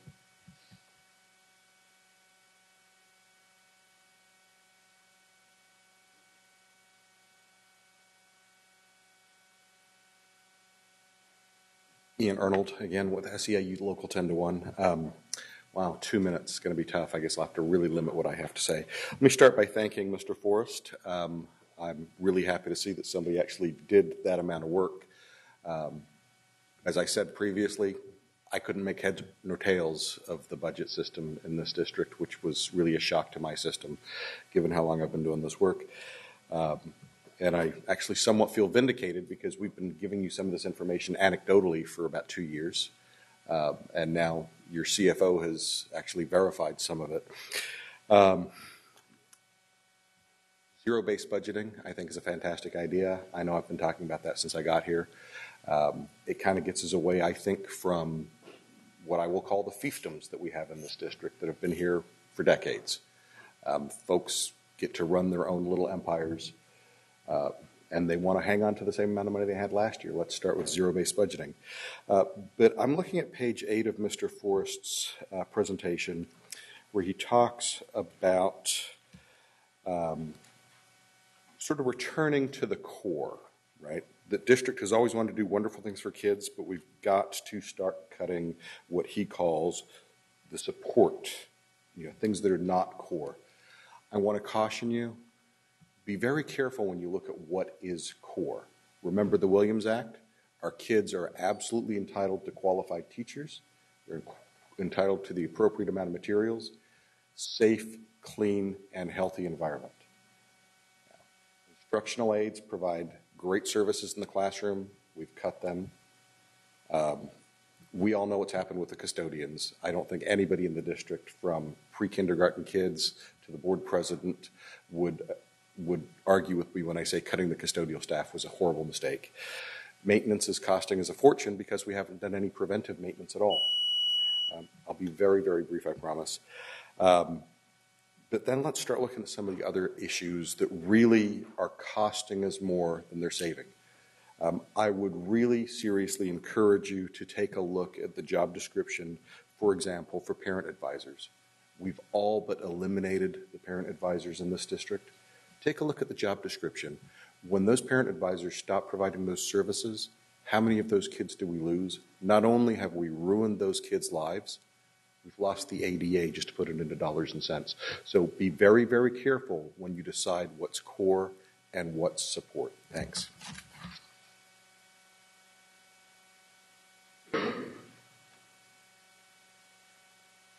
Good evening. My name is Joe Barnett. I'm a teacher. I'm not representing the union, and I'm not representing my school. I'm just representing my own thoughts. First of all, I couldn't really tell you if I agreed or disagreed with the budget very well because I just got it an hour and a half ago, and I like to look at numbers a little bit longer before I tell you what I think is wrong. I agree with zero-based budgeting. I think zero-based budgeting should start at the student and move away, so that the first thing you want to know is that the student is getting the services that they need. Before you pay for anything like this, make sure the students are taken care of, right? So I agree with the idea of zero-based budgeting. I'd make a recommendation about how to present a budget. If you put how much money was spent last year on an item, how much money you're proposing to spend next year on the item, and then in paragraph form, why is that different? What is happening? So that you might even throw in another column is what you plan to spend last year, what you actually spent last year, and then what you plan to spend this year, and why there's a change. And that change, if it's not a code number, but it's actually a little paragraph or a sentence that says we're buying more white markers because we've eliminated all the blackboards in schools and we don't need chalk anymore, right? That type of thing.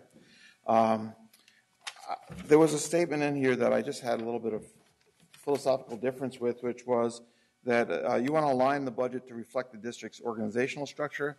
I think you want to align the structure so that it matches up with how much money you have. a word issue. Bottom line, though, is that this is not just the budget. It's your accounting, it's your bookkeeping. There's just teachers who come to me and ask me, why is my paycheck different 1 month from the next when I'm an annual employee and it's supposed to be over 10 months or the year? I apologize, I'm going a little bit longer. Finish your thought. And so you really want to look at how all these numbers are coming out, because it wastes time. I talk to my office manager and I say, why isn't this number right? She calls the districts, waits for a return call. They have to, this thing goes on every day, multiple times a day from all the schools, I'm sure. And it's a waste of time and it's inefficient. And this school district needs to get more efficient because we need to make sure that most of the money gets to the kids. Thank you very much for your time.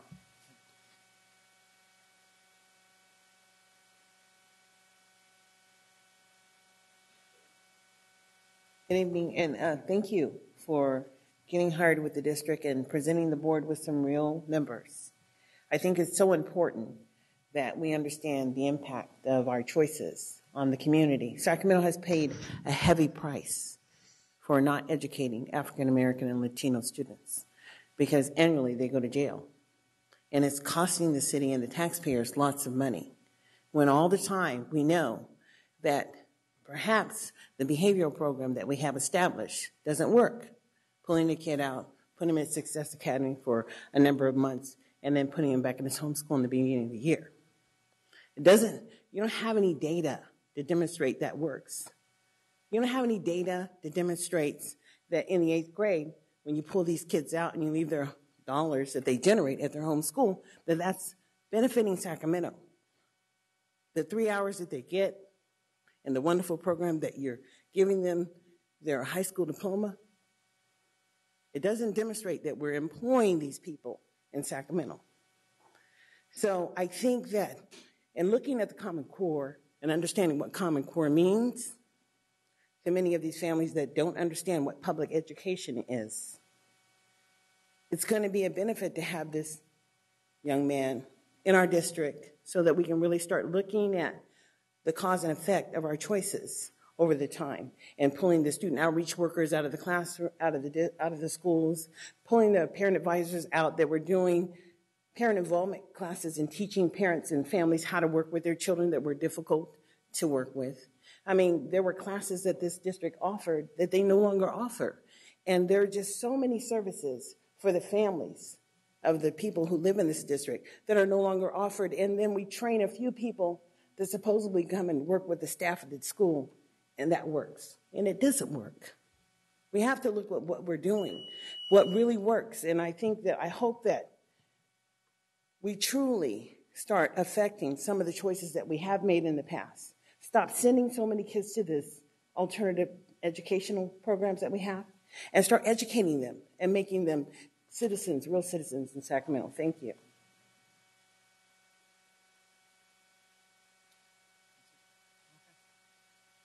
We have no more public comment. This is a conference and action item. Does any board member wish to comment or question? We have Member Rodriguez. Thank you, President Cunha. Thank you, Mr. Forrest.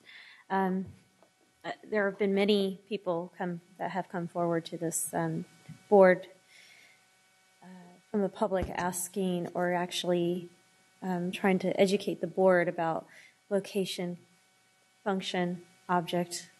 And I'm happy that you're here to echo that in a real sense. So thank you very much for that. One of the things that I'd like to ask to be done is that we prioritize our programs that we have. We have a number of programs that run in this district. And I want to say it goes back to slide 8 again about concentrating on our core mission. People can justify all of these specialized programs, and I think at a certain point they've been counted to number over 50 specialized programs that we run in this district. But, what's our real return on our investment into those programs? The staff time that we're taking. And is it actually centered on the student? I think that in the past, before you've come, there's been many Band-Aid approaches to our budget, and our lack of constricting our budget in a more educated manner, I should say, and all at the sake of running these programs. And so if you can run some sort of priority list of which programs are yielding more for our dollar and which ones are not. In addition to that, I really appreciate having the fiscal 06A report, but it just shows us expenditures and not revenues. So if we can have revenues that go along with these expenditures, that'd be fantastic, because I'm just looking at, okay, so we've increased in our expenditures, but how is that in comparison to the revenues in which we're receiving? So I can't make a budget decision based on just expenditures. We should be looking at the revenues as well. So I just want to tell you that he recommended I do that. Awesome. Thank you, Gerardo. He probably knows me from the past. That's why. So, remember Rodriguez. It was a team effort, and he did make that recommendation, but I said, let's just concentrate on one thing at a time. Yes. I like your humility, and thank you very much for your honesty. So the other thing is I really appreciate the August 7th meeting, and also, is there a plan to go out into the community and do one more, where as parents may not be able to make it to this meeting on the 6th. The other thing is how are we going to outreach and communicate with our parents, students, community members that this meeting is taking place? I don't know. I can answer that for you, Member Rodriguez. We are working with our parent and our school family and parent director, as well as our parent engagement director, to outreach to our families, because it is summertime right now, so it is a little more difficult. And we are going to prepare for more budget forums all around our district for the fall. Are we going to record this budget session and put it onto our website? It is on our. It does get recorded and placed on the website. Yes. Speaking of website, I did go into our website just now. I was looking for the audits. I couldn't find them. Did they move? It's funny you should bring that up, because Mari Watkins, our accounting director, brought that up also this afternoon, that somehow we've moved them someplace. So they're there. You have to go down to the archive to look for them. But I agree, and certainly Amari pointed that out this afternoon, wrote me a little note to get this fixed, so we will get that fixed. And the reason why I was looking for those is because year after year we've been decreasing in our net assets at the very bottom line, and you know what that means, right? And so where do we predict that number to be for our year-end close, and then what are we going to see as a board in our audit that will come to us in January? Right. You won't get it till later in the year. Yeah. December is the audit, but the predicted ending fund balance is the $11 million plus some other reserve. So we're still predicting that. We think that's where the actual fund balance would be. The net that you're talking about, usually, it's in the management discussion and analysis section. And that's truly accounting for accounting's sake for a school district, because a lot of the property, et cetera, really is, but it's not real. I mean, you can't sell this building. That's what it amounts to. So we'll go through that, but I think we should concentrate not just on the general fund. I did not mention that during my presentation. We're going to be updating you on all funds. We've been concentrating on the general fund right now, trying to get the kinks worked out. but we're going to do all funds, and the board and the public will be receiving information about all funds. And so I think if we can work with our stakeholders and make sure they see that, yes, governmental accounting is kind of crazy, but this is how it works, and this is what the funds mean, and this is how they're used. So that's part of that, how do you read the financial statements? That's going to take us a little longer. We have to get the general fund taken care of, and then we'll move on to each fund and get those also balanced. And you will be receiving monthly updates, as we will be posting those to the web also. I really appreciate that.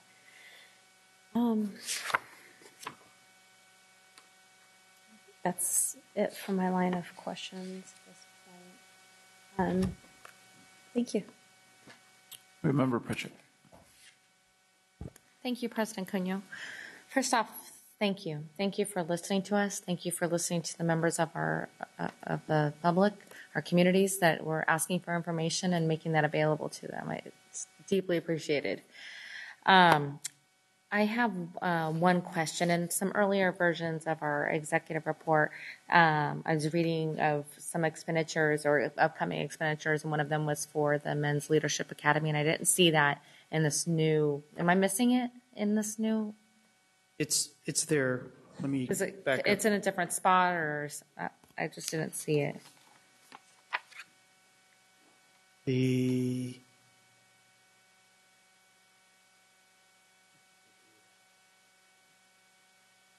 Yeah, that's where I thought I saw it before, but.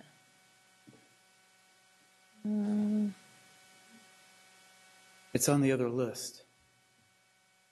So we will be expanding the Men's Leadership Academy to only one site and the early kinder to only 2 sites. Okay, so my only thought on that is going back to what Ian from SEIU was saying.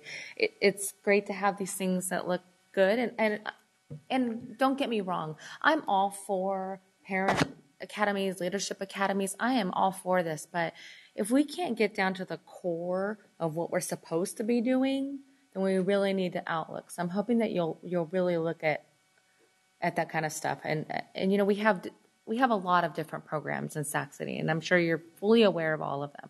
So I'm really hoping that you guys can get to the core and think, do we really need this? Or should we get rid of it and start from the beginning? And maybe later we can add this kind of stuff. I mean, I was a graduate of the Leadership Academy. I greatly appreciated having that training as a parent. But if we can't, I mean, we closed 7 schools. So in my mind, I'm thinking, do we have to have this kind of stuff? Can we just get to the core, fix our problems, and then build up again? So I'm hoping you'll revamp that or relook at all of that. As part of the Zero Base, we will be doing each and every program, not just programs, schools, departments, and looking at that. We'll be trying to show you, by the way, both revenue and expenditure, again, as that works out and where do we end up on that. I would ask for a little patience.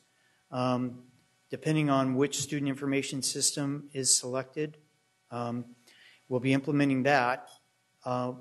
One of the systems has a budget component which allows for easy integration of per student cost. The district does have information from the Council of Great City Schools, metrics that say, for example, custodial in hard surface buildings for this many square feet should be this much on average per student. So that's the kind of analysis we're going to start doing. But that's going to take a little bit of time. But we've heard you tonight. We'll start on these programs. We'll use the existing system to determine how many kids are enrolled. I think you'll be much happier with either of the 2 systems that were demonstrated in the last 2 days as to the information that you'll be able to receive about programs, after-school programs, etc. Okay, I appreciate that. It was just when I saw that on there, it kind of shocked me a little. I was like, well, we're talking about, not so great numbers, and I'm glad that you'll be looking at that. That was all. That was the only thing that I had. We have Board Member Rodriguez. Sorry, I forgot one more thing. I knew I had a note somewhere in there. We had a public commenter earlier that came forward and asked for us to begin to collaborate in learning about the LCFF. So I would like to ask the board president, superintendent, to begin scheduling meetings to engage parents, board members, community members, students into learning about the LCFF. Thanks. Sure. What does that look like to you? Like, is that site level? Is that district-based meetings, or just?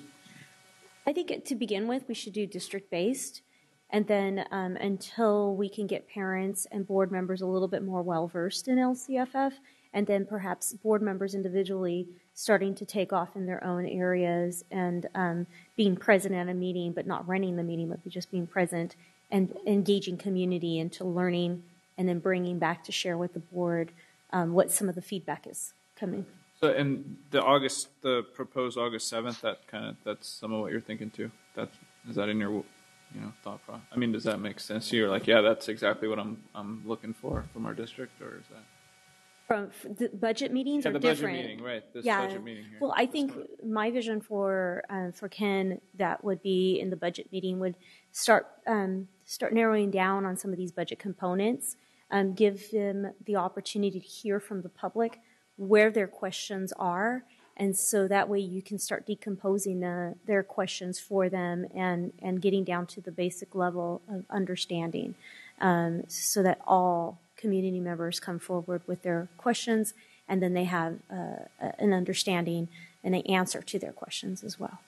Yeah. I like that. Mr. Castillo and members of his staff will be attending yet another training session in September on LCFF. But in addition to that, we'll be taking comments. And I think we need to pass those on to our lobbyist, because the state board won't issue the rules till the end of January.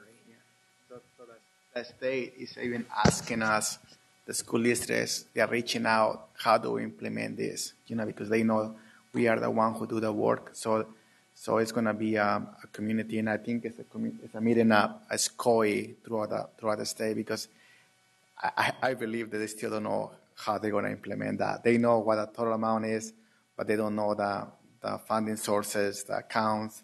So we know what the total value is, but the breakdown of the different groups, we're still working on it. And so when we compare that, I want to ask you when we compare prior years to future years, you might see a lot of difference. So because the law changed from revenue limit to local control funding. So I just want to bring that up now. So the difference that we will look from prior years to future years. Yeah. Definitely, there's a big difference. Now, the other thing is, President Cunha, it's been done in the past where we've had joint meetings with other entities, other governmental bodies, and perhaps you can reach out to the SBE, the State Board of Education, and see if we can have a meeting with them. Since I had made a note of it that the last board meeting that not one single member on their board has ever served on a school board. So they're in our backyard, so perhaps the next meeting they have, we can schedule a joint meeting to where they come and attend. Either we go to their house, they come to our house, and maybe invite the other surrounding boards to come along as well. I'll follow up with staff on that. Yes, thank you.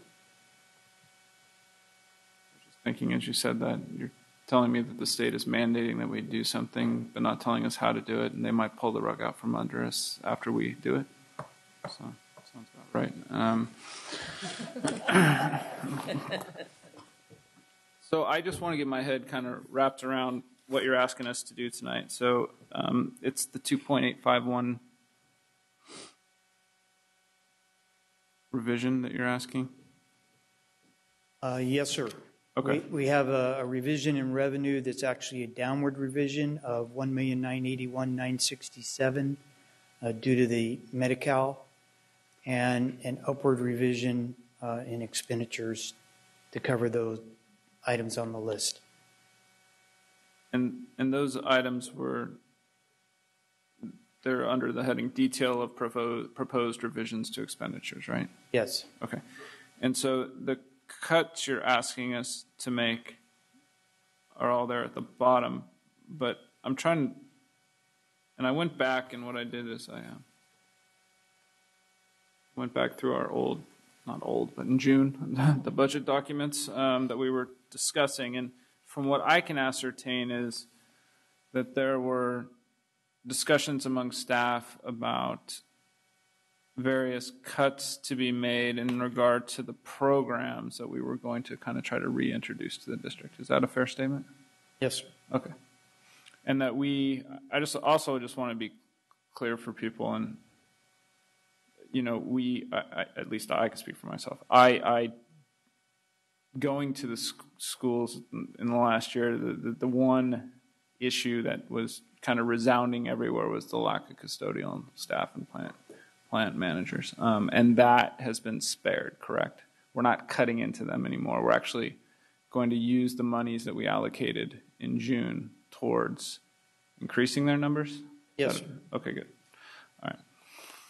Well, putting some back. Well, yeah. I mean, don't get me wrong. I understand.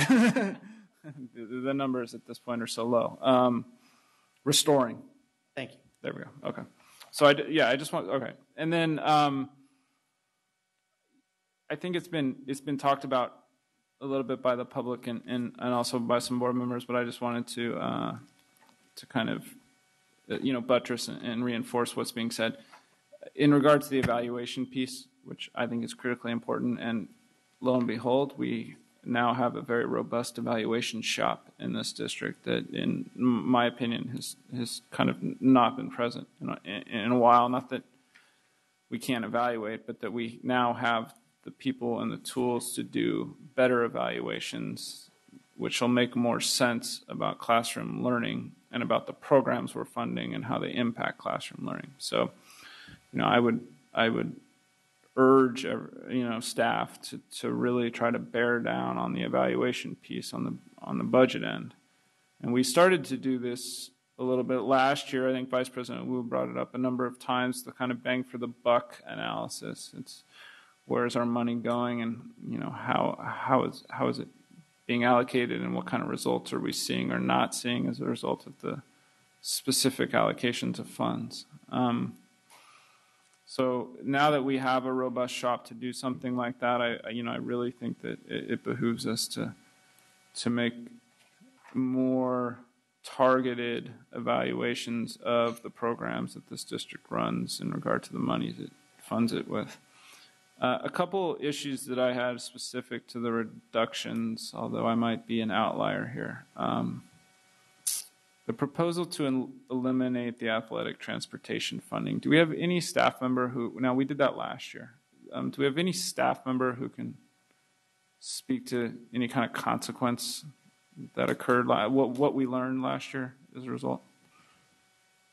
So I can. I mean, I did provide Mr. Forrest when we asked to bring it back with some specific data on the reduction at particular sites of engagement of students, in particular at Burbank and at Hiram Johnson. With our final numbers, they were minimal, but we did see a drop in engagement of some of our students. Do we have any anecdotal evidence from the kids themselves saying it's become a lot harder for me to participate, or no, we were able to all jump in Johnny's car and we were okay? So yeah, Margarita. Ms. Kopachuk. Thank you. Well, I personally do not participate in a sports team, but I know certain students and friends who are on sports teams, and they have said they can't participate in certain tournaments that are in San Francisco, even though it's 2 hours away, not too long. The fact that busing and transportation, is so expensive. Everything's just staying local, and also the fact that even if students can drive, we're not allowed to drive ourselves to sporting events if we're going as part of a team, nor can we carpool if we want to make it all fully legal. So there has been a significant effect on the students. I appreciate that. I mean, that was my suspicion, and thank you for your comments and insight into that. You know, I'm just a big believer in athletics and its ability to motivate and get kids to school, and I was really happy when we hired an athletic trainer. You know, the athletic trainer is our head athletic person in house, and just that there's a rededication to trying to spark kids. And I know that a lot of my schooling, you know, I love playing sports, and so I had to maintain my grades, and I had to come to school and do that. So that was one of the ones I had issue. The only other one I had issue was this bits of par piece. As I've talked for some time, you know, I do believe we need to kind of move into a teacher effectiveness tool that makes sense for teachers and kids. And I fear that without a PAR program, which I had the opportunity to tour over at with the San Juan Teachers Union, when I first was on this board, I had a mutual friend who brought me over there, and they ran through the PAR system, and they explained it to me, and I was very favorably impressed. So since I've been up here, I've been a big push for let's have a fair but robust evaluation tool so we can strive to get better every day, and we can, you know, make decisions that make sense for kids and teachers. And I'm just afraid of the impact of this devaluation of the PAR. I know it's not we're not totally defunding it. So can anyone speak to what, if any, impact this reduction of $100,000 will have? Nancy was here. I don't know. Yeah, so I can speak to it. I mean, obviously, Ms. McCarn could speak to it further or in deeper, and we'll get that information for you, but it will require internal staff to do more work and work to be done after teachers' school days as opposed to being able to support release time. Okay, that makes sense. So, you know, for my 2 cents, I total that to be $220,000. And Mr. Forrest, if you can correct me, and if anyone cares to comment after this, I'd be very appreciative. We made a allocation at the enrollment center for $250,000, I believe. We reduced it by 150 this time around, correct? Right. Correct. Yeah, so we got about another 100 there. Yes, there'd be an additional 100,000. And then in regard to the SRO, I know there was discussion of, it was a $225,000 allocation with a reduction of 155. Where were the other monies going to go? We utilize the other funding to rehire a plant manager. So they're encumbered in the plant manager? Okay. All right. Well, that's fair enough then. Well, that puts a damper on my my request and outlook. Look, we're trying to take blood from a rock at this point. It's just a very difficult. I guess those are my comments going forward. I would appreciate, you know, just consideration for them. I guess the money's not going to be there. I really want to see the athletic transportation funding. I just think it's so critical. But I'll yield the floor to Vice President Kennedy. Yeah, I'll just, because you asked for comment afterwards, and I will chime in and agree with you on that particular issue, and that I guess, you know, things being where they are and how difficult it is. But if the projections are better, I would say that you're hearing from 2 board members up here that might be an area that we'd like to see looked at. I mean, everybody's got their, you know, priorities and everything, but just as part of a scenario of what it would mean, I would agree with the president on that. And thank you, Member Rodriguez. I'm going to go on the flip on you. I think right now requires extraordinary amount of budget discipline. I understand, and trust me, I played sports in high school myself, and I was one of those students who could not go away to sporting events because we couldn't afford it.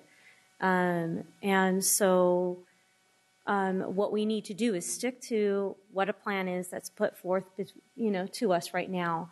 Hold tight, and let's see how the budget then shakes out after that. This budgeting from the dais after we've had our hired CFO go through and look at expenditures and where we could possibly make cuts in our expenditures should be respected at this point. And then come later, we should put that as a priority to be one of those items to bring back, at the very top. I think no board member here would say they don't want it to be one of the first items. But I think right now, as it stands, we need to respect the plan that's outlined before us. So just quickly, just perhaps just because perhaps my lack of being able to articulate myself frequently, that's exactly what I thought I said. Well, I will just say also in response that I actually strongly disagree with you, Member Rodriguez. I think it's incumbent upon us to set the priorities for the district and to make budget decisions. I do it in conjunction with staff's recommendations, and I give due deference to staff. But at the end of the day, we're making policy decisions that affect kids, teachers, and parents. So if I believe that money shouldn't go to the enrollment center, but it should go to the athletic transportation, I will speak up every single time on that issue. And also in regards to the programmatic goals of this district and where money should be sent as far as the programs that educate our kids. So with all due respect, though. Vice President Wu.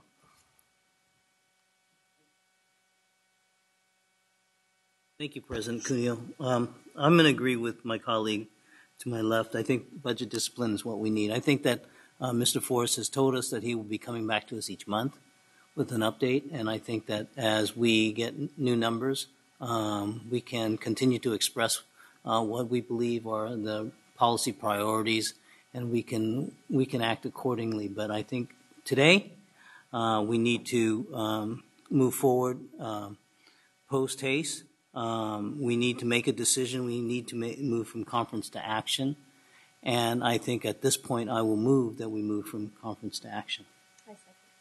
So we have a motion on the floor to move from conference to action by Vice President Wu with a second from Member Rodriguez, but we do have a comment by Member Pritchett. Thank you. I'm going to agree with President Cuneo on this, and I've, as a parent in the district, I've seen the effects of the sports cutting. I've been to events where not all the team players were able to be there.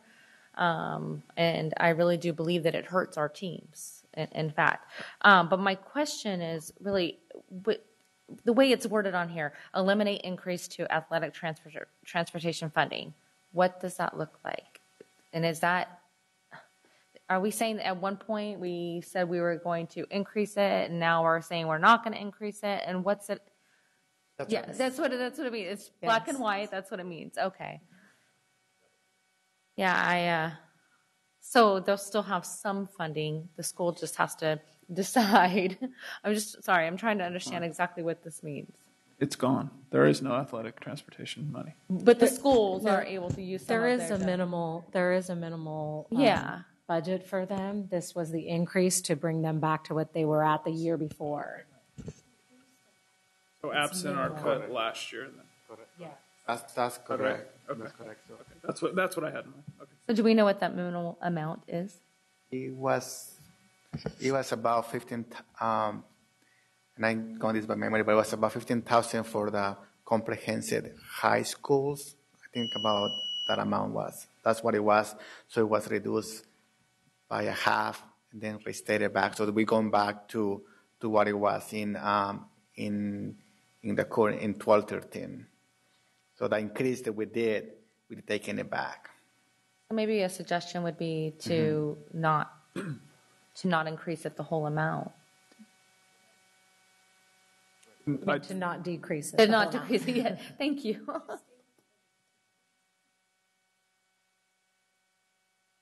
Well, we have a motion on the floor. Do you want to make a formal amendment, or is that just a suggestion for going forward? I'd like to make an amendment that. Well, actually, it's now not the time. Well, That we, what was that? No. Make an amendment that we don't decrease it by as much as that's stated in the budget. The problem, yeah, I think what you're going to run into is what I was speaking to a little bit, and what Member Rodriguez and Vice President Wu were speaking to. The money's got to come from somewhere then. And the comments back were, I mean, where? Yeah, where? And let's stick with the plan. I think if that's a fair assessment. Okay. Okay, so we're okay. All right. So we do have a motion on the floor to move the action from conference to action. Move the item, I'm sorry, from conference to action. All those in favor? Aye. Aye. Opposed? Abstentions? We are now in action. Do we have further comment, or would someone like to move? We have Vice President Wu. Move the staff's recommendation. We have a motion by Vice President Wu to move the staff recommendation with a second by Member Rodriguez. All those in, well, we have Vice President Kenny. Just a brief comment, just because of that conversation we all had here, and there was at least now, I counted 3 board members. So should it come back in the future, and it's a rosier picture, just to, again, consider that particular expenditure and where that's at. I was not disagreeing with Member Rodriguez tonight, but I just wanted the board to give you the direction, or at least 3 board members, to bring that forward as a consideration, should the outlook be better. We absolutely will. Thank you. Thank you. So to approve the item, all those in favor? Aye. Aye. Opposed? Abstentions? The revisions have been approved. Thank you. Thank you.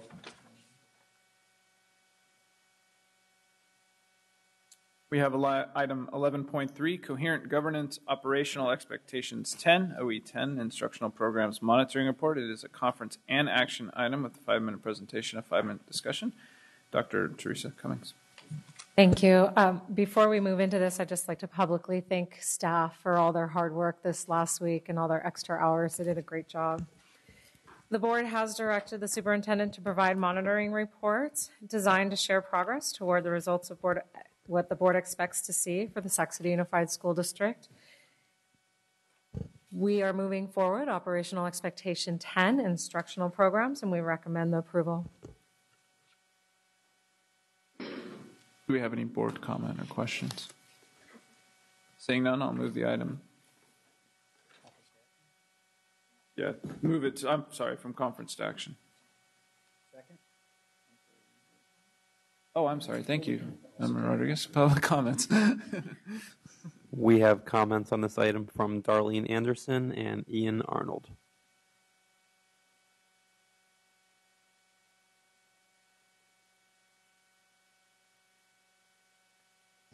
Good evening.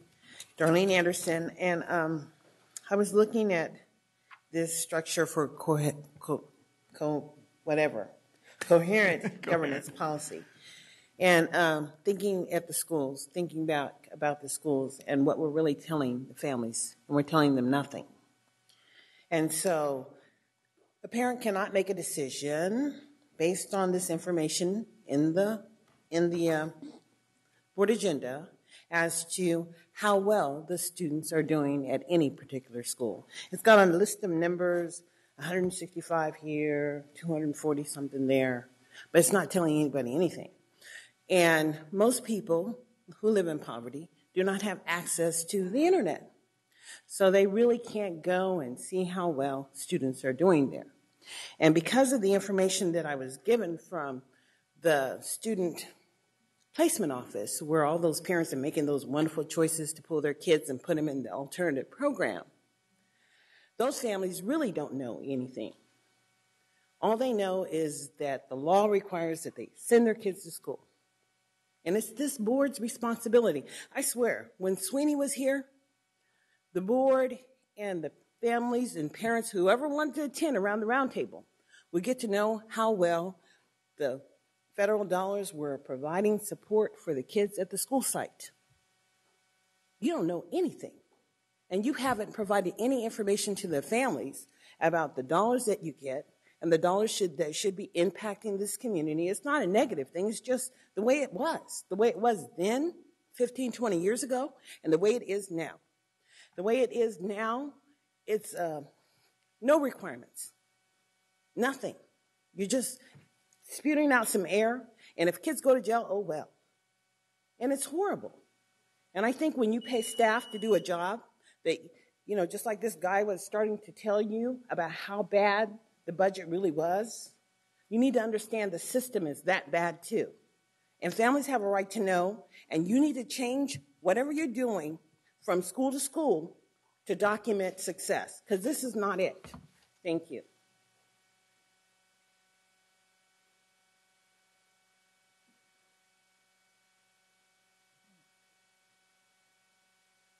Hello again.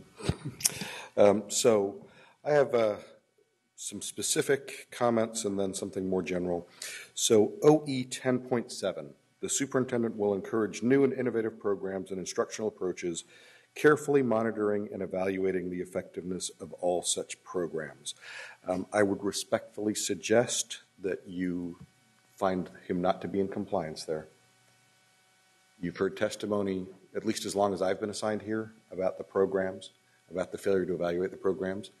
If you look at the materials you received a few months ago when the district made its presentation about where we stood with API and AYP, and you overlay those numbers that we have concerns about, where API has dropped, where we failed to meet our AYP targets, overlay those numbers on those schools where we're spending money on these expensive programs. If we're evaluating those programs and they're not having results, why do we still have those programs? I maintain we're not evaluating the programs. My more general comment on coherent governance is please, please, please, at some point bring this back to the board for review. The staff works for the superintendent works for you, you work for the public. Let's make sure that we all know it stays that way. I see these coherent governance reports every month, and it just kills me. Here's the policy. Here's what I'm supposed to do. I interpret this to mean, and I'm telling you I'm in compliance. No, you have to tell him whether he's in compliance or not, and he shouldn't be interpreting it. I believe that, for the most part, is the board's duty. Thank you. Thank you.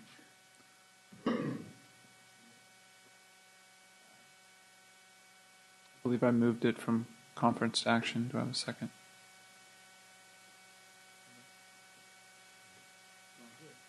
Second. Okay. Oh, second by Vice President Kennedy. All those in favor? Aye. Opposed? Aye. Opposition by Member Arroyo. Abstentions? It is now an action item. We're going to move, we have to move the report specifically in compliance with exceptions, or not in compliance. Vice President Wu, what's your desire? Yep. In compliance? Yep. Second. The item is being moved to approve the operational expectation as being in compliance by Vice President Wu, second by Vice President Kenny. All those in favor? Aye. Opposed? We have an opposition by members Rodriguez, Arroyo, and Pritchett, and the motion does not pass. Will it be continued to the next scheduled board meeting? We can do that. Do we need a formal motion for that, or? Doesn't Okay, so there's a motion to move it to the next board meeting by Vice President Kennedy, a second by Vice President Wu. All those in favor? Aye. Opposed? Abstentions? We will talk about this at the next board meeting. Item 12.0, business and financial information and reports. 12.1, business and financial reports. My understanding is we have public comment. We have 2 public comments on 12.1 from Jessica Arriaga and Maria Rodriguez.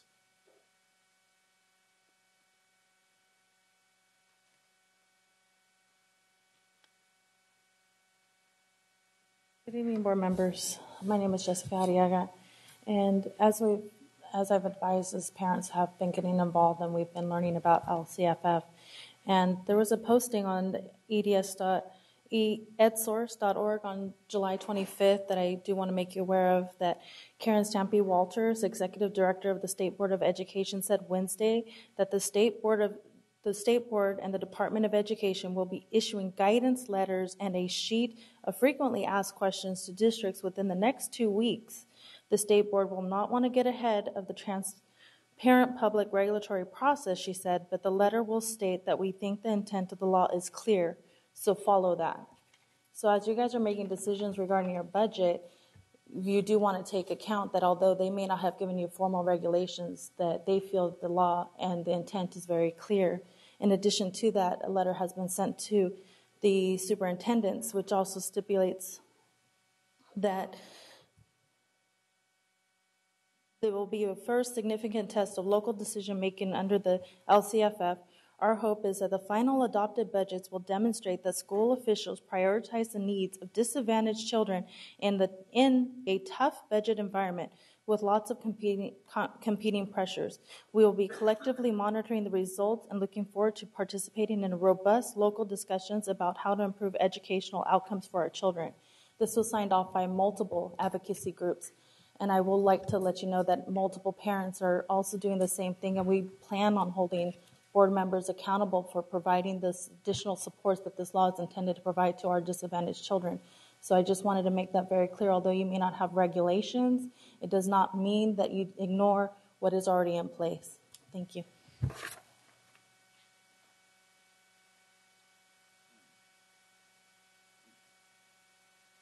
Good evening, President Cuneo, Dr. Cummings, and members of the school board. My name is Maria Rodriguez, and I want to use this opportunity as we're going over business and financial reports to extend my deep appreciation for the work that Mr. Forrest has done in presenting financial information. I think the value of his work is well worth everything that goes into it.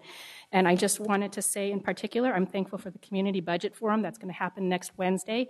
And for your benefit, I think you should be thankful too, because I had a list of about 4 or 5 comments and questions that I've decided to hold on tonight, and I will save them for that interactive environment where I can speak and be spoken back to. And I am so thankful for that. I just don't even know what to say. I actually have a vacation planned next week, but I'm making sure I'm going to be back in time for Wednesday night. Thank you. That is all. Item 13.0, future board meeting dates and locations. That'll be August 15th, 2013, 4:30 p.m. closed session, 6:30 p.m. open session here at the Cerna Center. And again on September 5th, 2013, 4:30 p.m. closed session, 6:30 p.m. open session, again at the Cerna Center. Do we have a motion to adjourn? Yes, I'd like to motion to adjourn this meeting. We have a motion to adjourn by Student Board Member Kovalchuk with a second by Vice President Wu. All those in favor? Aye. Opposed? Abstentions? We are adjourned.